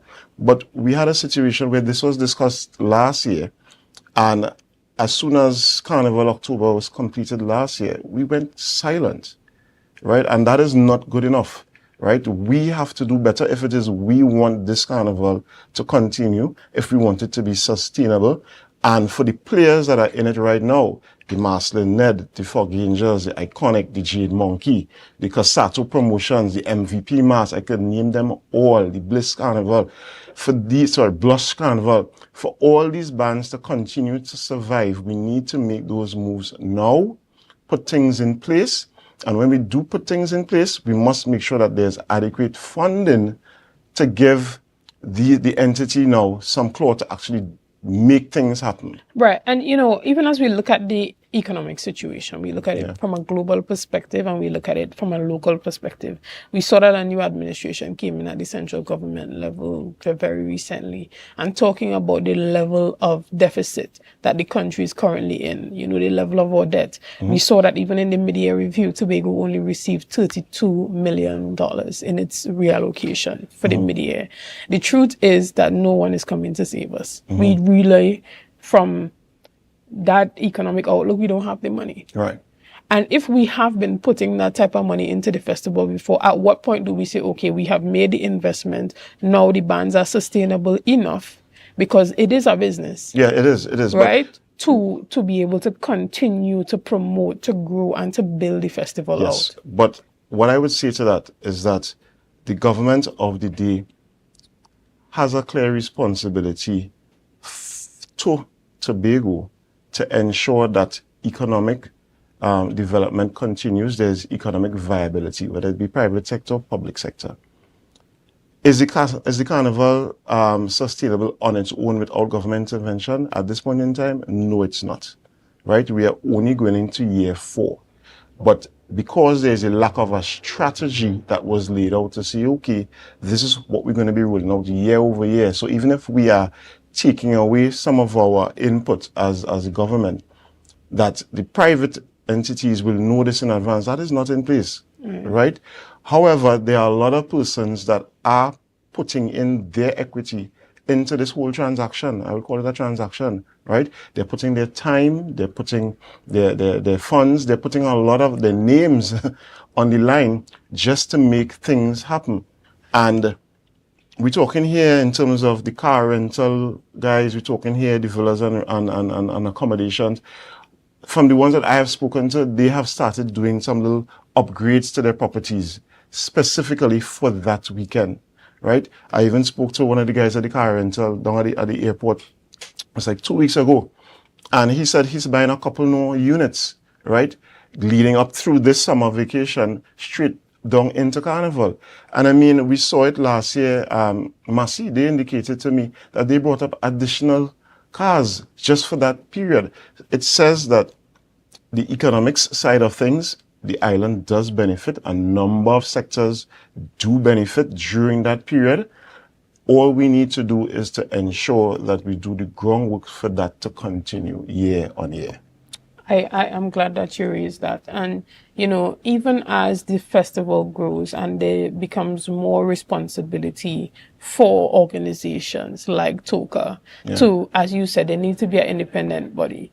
You know, persons might say, well, you are complaining about yourself because you are the body in place to oversee and drive the growth of that festival. And if you realize that from the perspective of the THA, they really don't have the money to drive the festival. What are the alternatives to finding sources of funding to invest in the festival? Well, I would say this to you. We have had countless conversations with corporate TNT, right? The telecommunications companies, the alcohol distributors, these entities. And whilst they have all said verbally, yes, sure, we will support your band, we will support the Tobago Carnival, nothing tangible has happened. They have their policies and procedures in place to treat with when they would activate. As we all aware, we had a change in government, and some of those same entities, their board structures would have changed. And I could say in particular, there are two entities where there's a pause, a complete pause. And you would see it in Heritage Festival. You are seeing some of these entities absent from even marketing or sponsoring these events, right? So you can see that there's a pause. They haven't had any conversations with us more than to say they have acknowledged receipt of our request and they will get back to us. So we have been knocking on doors. There are some that are bigger, some that can give in kind, some that can give in service. And yes, we are receiving. But understand that when this carnival came into being 3 years ago, we didn't initiate it, right? We joined on board because we bought into it. And again, you can't separate the private entities from the government, because at the end of the day, we all live here. Our best interest at heart is Tobago, and to ensure that Tobago is better off tomorrow than versus where it was today. Yeah. So, I mean, a lot has to be done, but we can't just have a void of silence from one of the partners. And for those that might be asking, TOCA is not an appointed body by the government.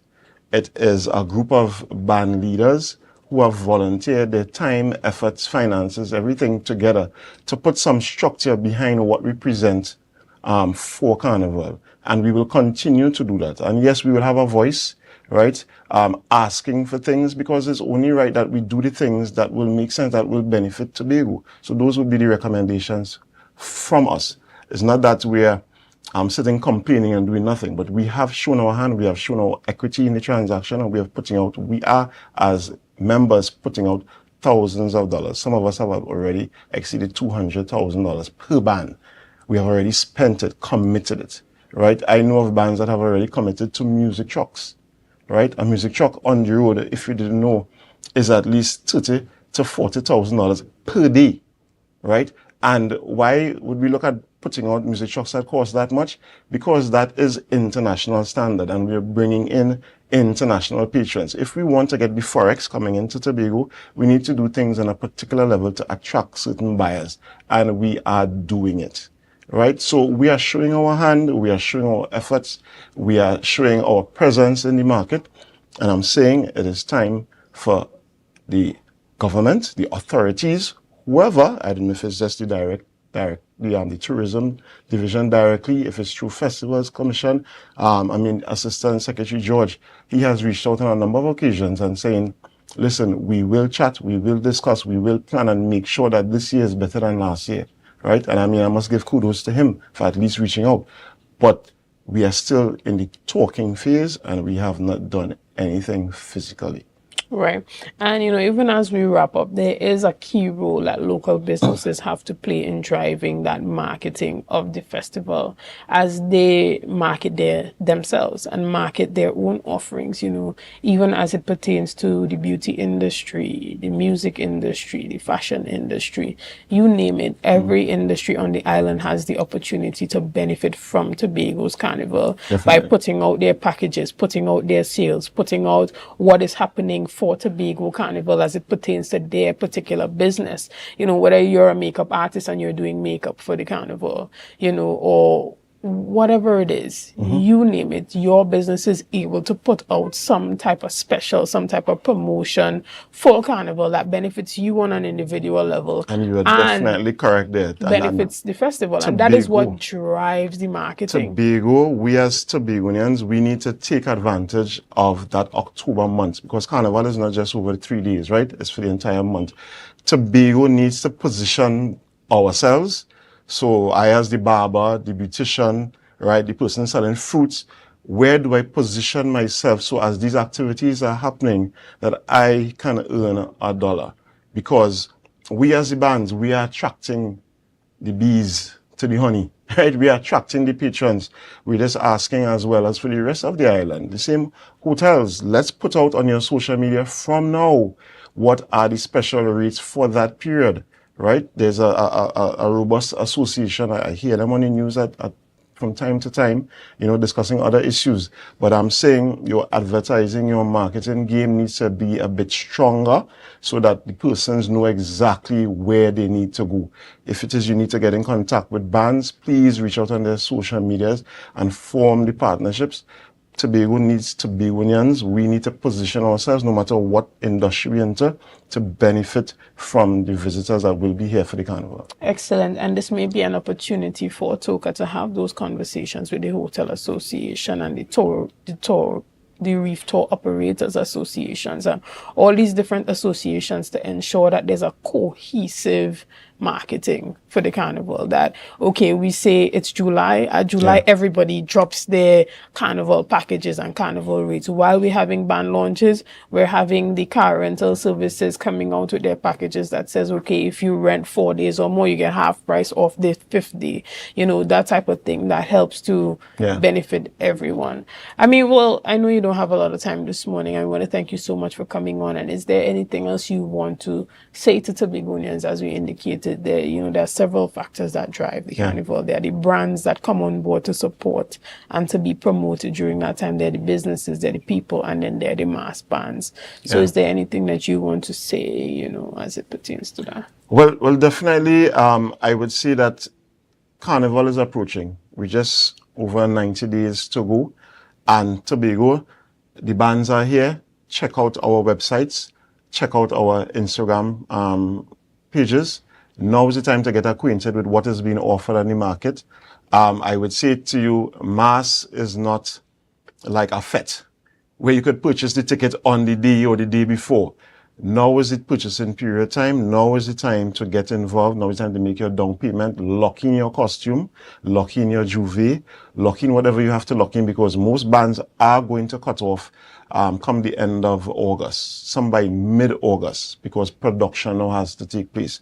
So now is the time to make at least your down payment, so at least you're in the door. Most bands' down payments are like 50% of the price of the costume. Make that down payment, get yourself involved, and get ready to enjoy one of the biggest festivals Tobago has really seen. And I would flip on my Iconic Mass hat now, right? Just to say that Iconic Mass is there. Our website, as I said, is www.iconicmastt.com. You can check us out on Instagram as well as on Facebook, iconic_mass. And you see our offerings, right? And I mean, besides Iconic, there are so many other bands out there that have put out their product. Now is the time to check them out. A lot of them are online because basically mass has changed from that physical band house where you get to come and touch and feel costumes. Yes, there may be some like that, but the majority are online. So I would say browse online, check them out, buy in, and get ready for one of the greatest festivals we're going to ever see in Tobago. Excellent. And, Tobago is that last carnival on the calendar for the year. So it's going to be the biggest and the baddest. So everybody from all the islands are coming to Tobago to enjoy that October carnival. So if you are Tobagonian, this is your time to benefit from, that influx of tourists that are coming on the island. One of the last things that I want to ask you, even at the National Carnival, we see cruise liners coming in and docking right outside of Hyatt, like the Vibes Carnival cruise and other cruises. Is that not conversations that Toka can have, or just entities can have to have this influx of tourists come in from the cruise lines? Yes. So what happens in Trinidad for National Carnival? Epic would have done it recently there, and there are promoters who, because as a promoter, would have gone into a private arrangement with the cruise line, who would have looked at how feasible something like that would be for Tobago. And yes, it's a conversation, but in terms of the level of participation, they don't see the numbers reflected there just yet. So, because that is an investment that costs millions of dollars, and you need to really make sure that you can be sold out, or at least up to a certain percentage to make it a success, right? But ideally, yes, a floating hotel here in Scarborough where masqueraders can walk onto a ship, walk off, participate. Of course, that is something that we would love to reach to that level. We'd definitely love to reach to. But first and foremost, I would love to see the room stock here on the island oversubscribed. We know that inter-island transport has been a challenge with the change in government. We're really hopeful that this time around, and we're already seeing some changes. We're really hoping that there are more changes that are going to be made to really allow for more persons to come across to Tobago, whether it be internationally or from Trinidad. And that way now, the room stock on the island would be oversubscribed. And those are good problems to have. Yeah. You know, there's the position we really want to see happening in Tobago before we look at particularly a cruise line docking and spending a weekend here with us. Excellent. We want to thank you again for your time this morning. We're going to take a quick break right here, and we'll be back with much more conversations right after this. See you soon. The Tobago Heritage Festival 2025. This week has the highly anticipated Folk Fiesta on Tuesday, July 15th at the Shore Park Complex from 3 p.m. We Tambourine Story 2, July 16th at the Hope Community Center. Youth Quake, July 17th at the Shore Park Complex. Courtship Codes, July 18th at the Golden Lane Government Primary School. Tobago Old Time Wedding in Mariah, July 19th. And then we head to Mason Hall on Sunday, July 20th for the games we used to play.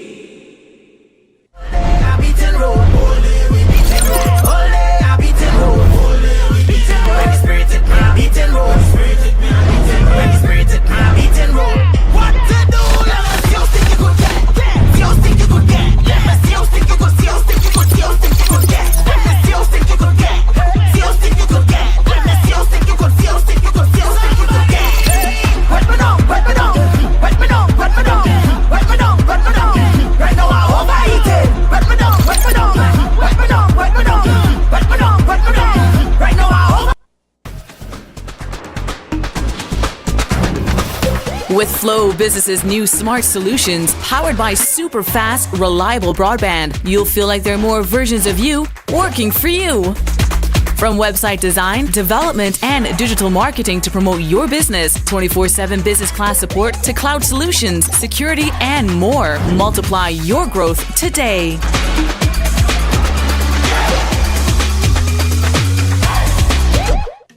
My name is Tina Macmillan, your last year's third place winner and the Miss Photogenic for last year's Miss Heritage Personality Show. And this year, I want to carry you with me for my Tobago Heritage experience. I'll be hosting With Tobago Updates, bringing you live coverage behind the scenes and also their giveaways, tickets to the heritage events, and a 2-night stay to the Manzolina Grand. So you need to stay locked on to Tobago Updates on all their social media platforms, Kina Macmillan on Facebook and originalmedusa.tt on TikTok. My Tobago Heritage Experience with Tobago Updates. Stay tuned. Do something and roll back, come let me reel. I make a brush back, brush back. Do something and roll back, come let me reel. I make a brush back, brush back. Do something and do something. Hello, New York! Are you ready to celebrate the essence of Crusoe land and the culture of Tobago? Well, get ready for Tobago Day in New York City, hosted by the Tobago Empowerment and Alliance Mission, Sunday, August 17th, 2025, Nazareth High School Courtyard, 475 East 57th Street, Brooklyn, New York, 12 noon to 8 p.m. We bring the Tobago vibes to the Big Apple. Live music, Tobago food, cultural performances, and family fun. So bring Tanty, Granny, the uncle, invite the whole neighborhood. Just bring everybody and bring your significant other too. Come celebrate Tobago Day in New York City, Sunday, August 17th, Nazareth High School Courtyard. But hey, I forget to tell all you, it's we 10th anniversary celebration. For more information, call 929-327-7857 or check Team's Facebook and Instagram pages, Team Tobago Day.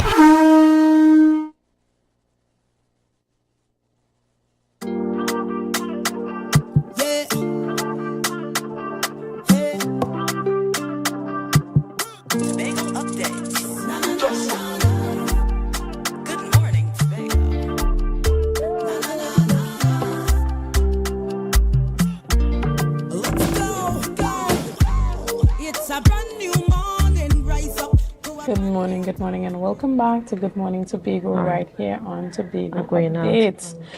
This morning I have on set with me Dr. Denise Sawyer-Fat Angus, former Secretary of Health in the THA, and this morning we're touching a bit on the current healthcare system in Tobago.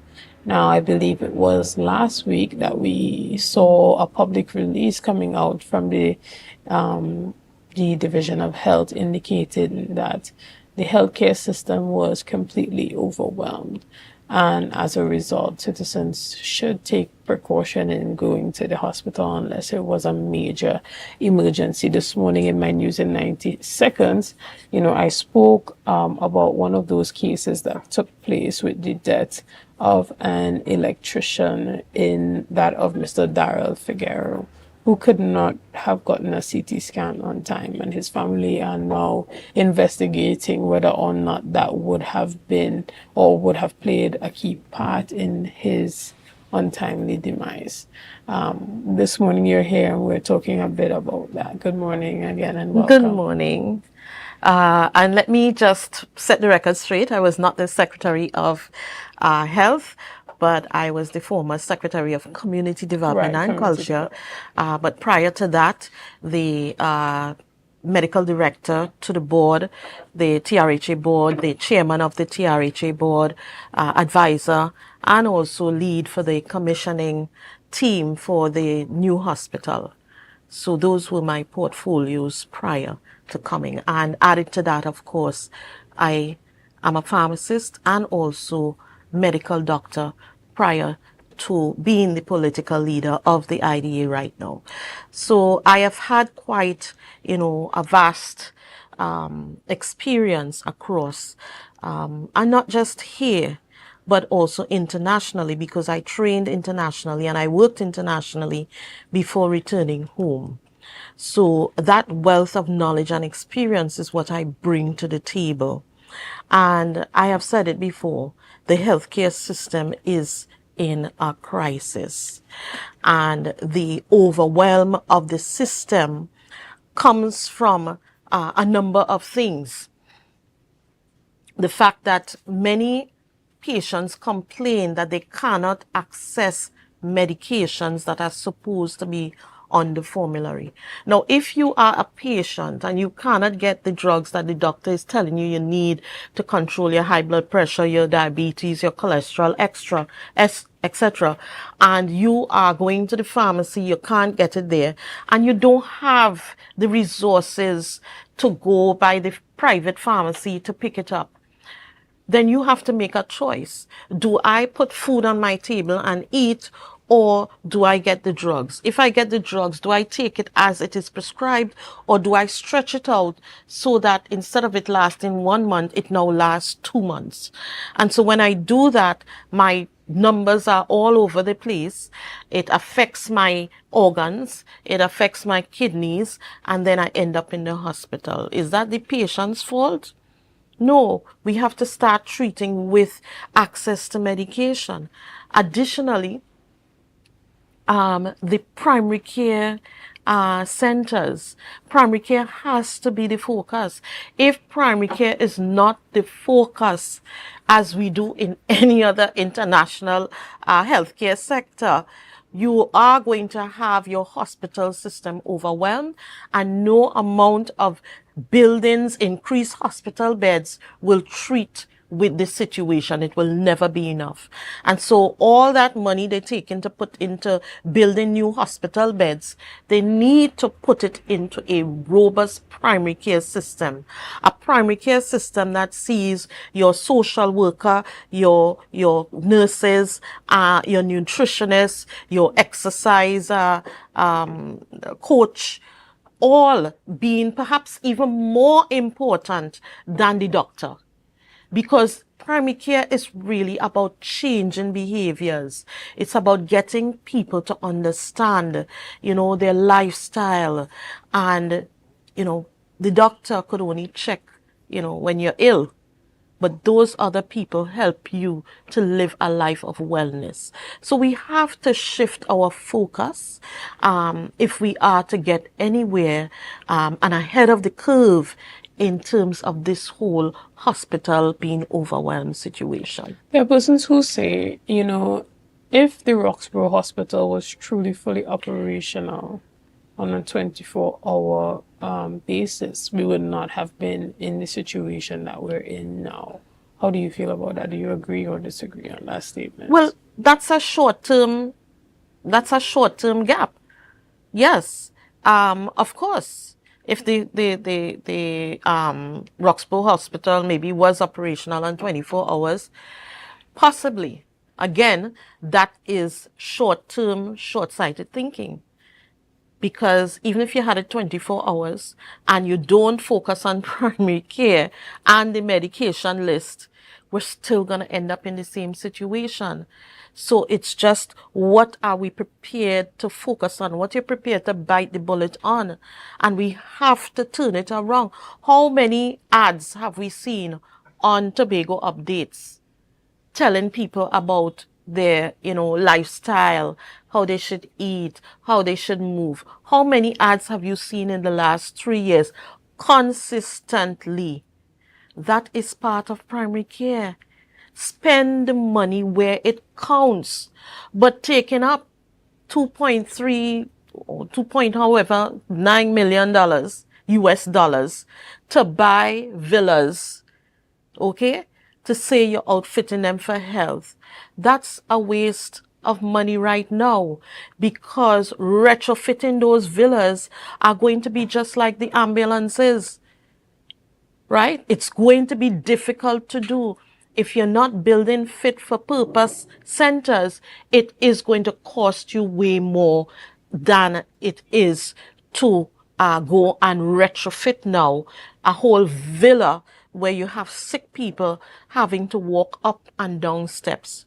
What essentially they need to be looking at is a step-down unit for rehabilitation, because there's some people who are in the hospital who don't necessarily need to be there, but they don't have a step-down, maybe facility for rehabilitating them to go back into their homes, or a system where they can go back home and you have regular nursing go out to check on them in their homes. If we did that, if you put that system into place, the overwhelm is not going to happen. I mean, it's not the first time that you have hospital beds that have been full. It's not the first time. Yeah, every hospital across the world has this challenge from time to time. But that challenge does not mean you shut down the hospital. It means that you work harder to review your systems and put things in place to make sure bed management is working efficiently and effectively.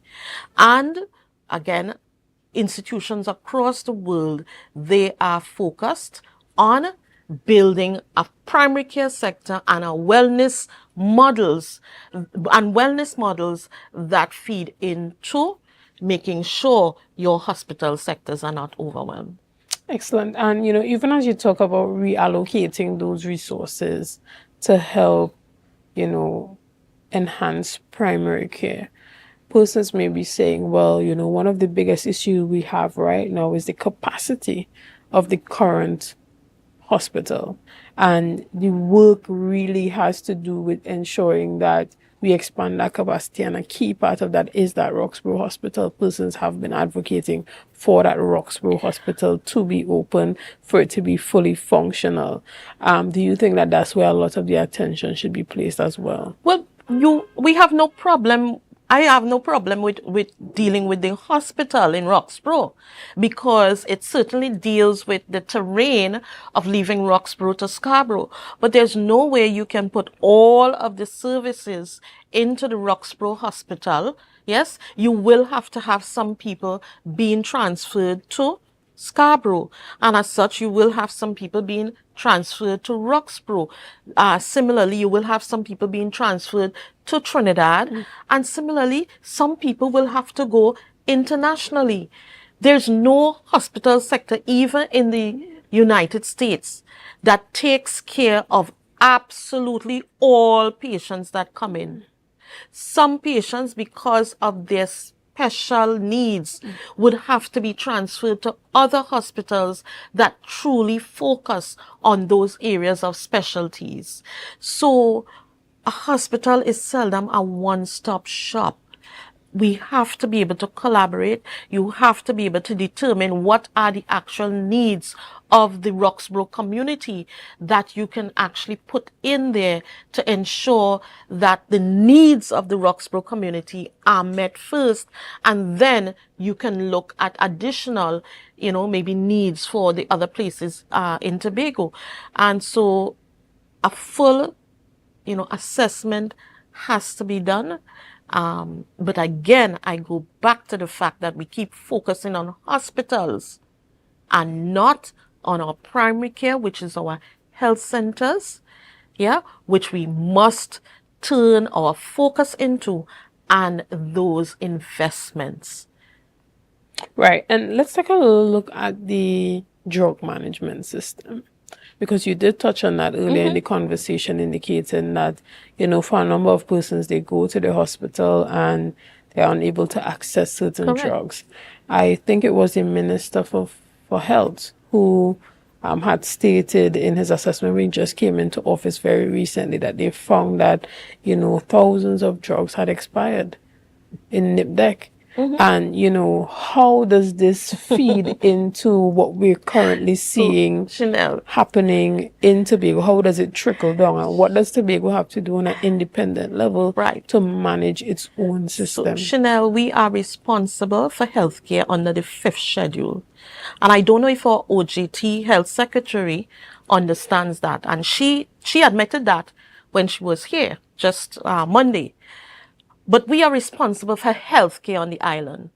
If medications are not in your formulary, she has responsibility for social services. So you need to say, okay, I am putting aside X amount to ensure all those pensioners who have a little bit of money, who could barely buy food now, at least I could give them a voucher that if they cannot get it in the hospital, they could go to the private pharmacy and get it. And they don't have to suffer from lack of medication or lack of being able to put food on their table. Right? So a number of mothers are also with special needs. The long list of medications that they have, all of that. Let us take responsibility for what we have, not because drugs expired in NIPDEC or NIPDEC not sending drugs. You're not going to mind your own business in Tobago. We are responsible for healthcare in Tobago under the 5th schedule.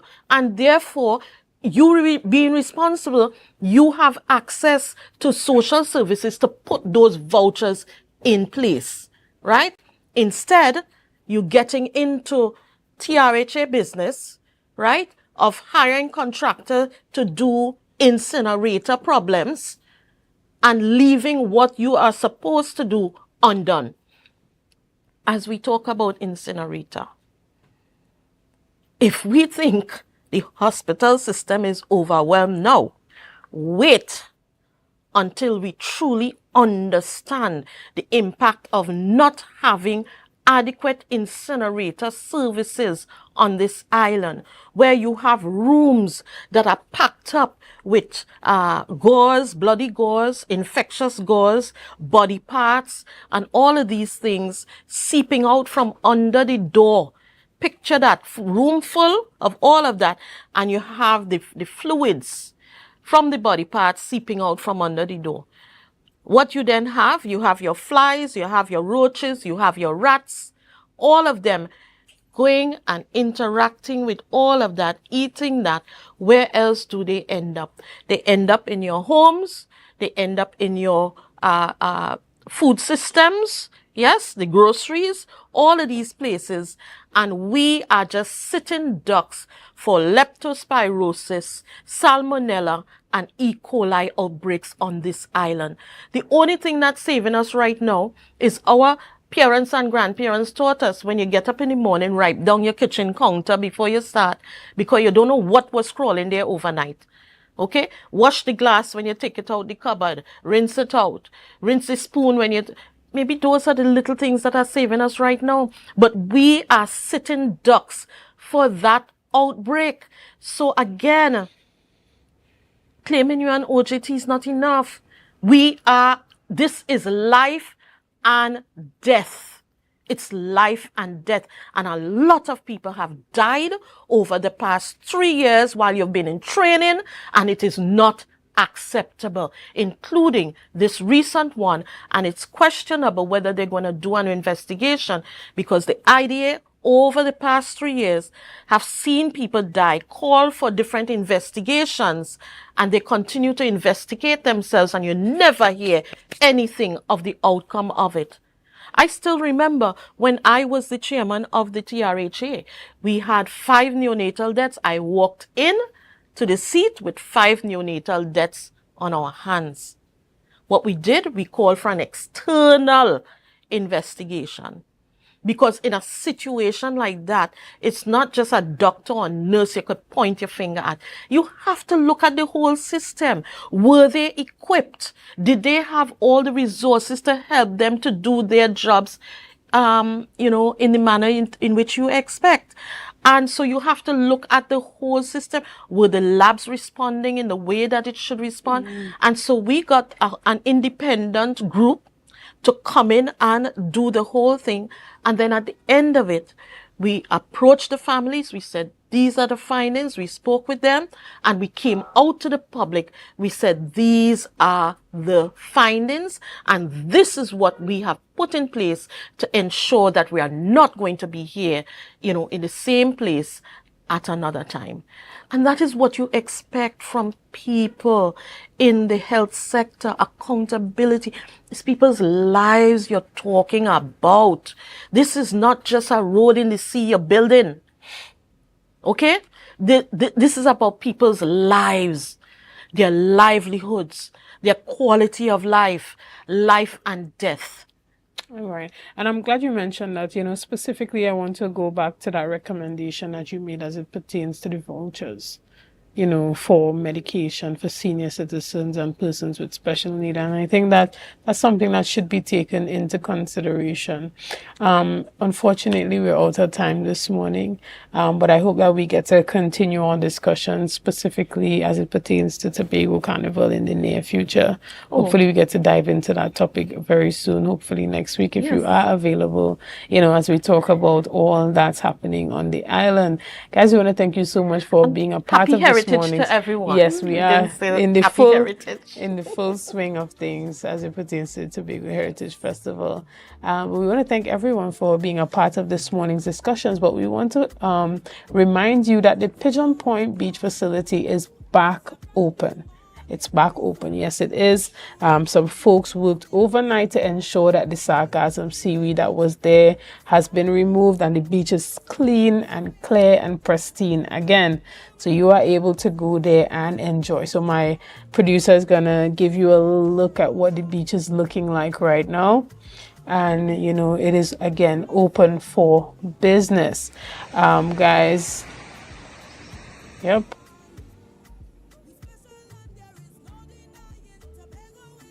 So you can go ahead and enjoy the beach as per usual.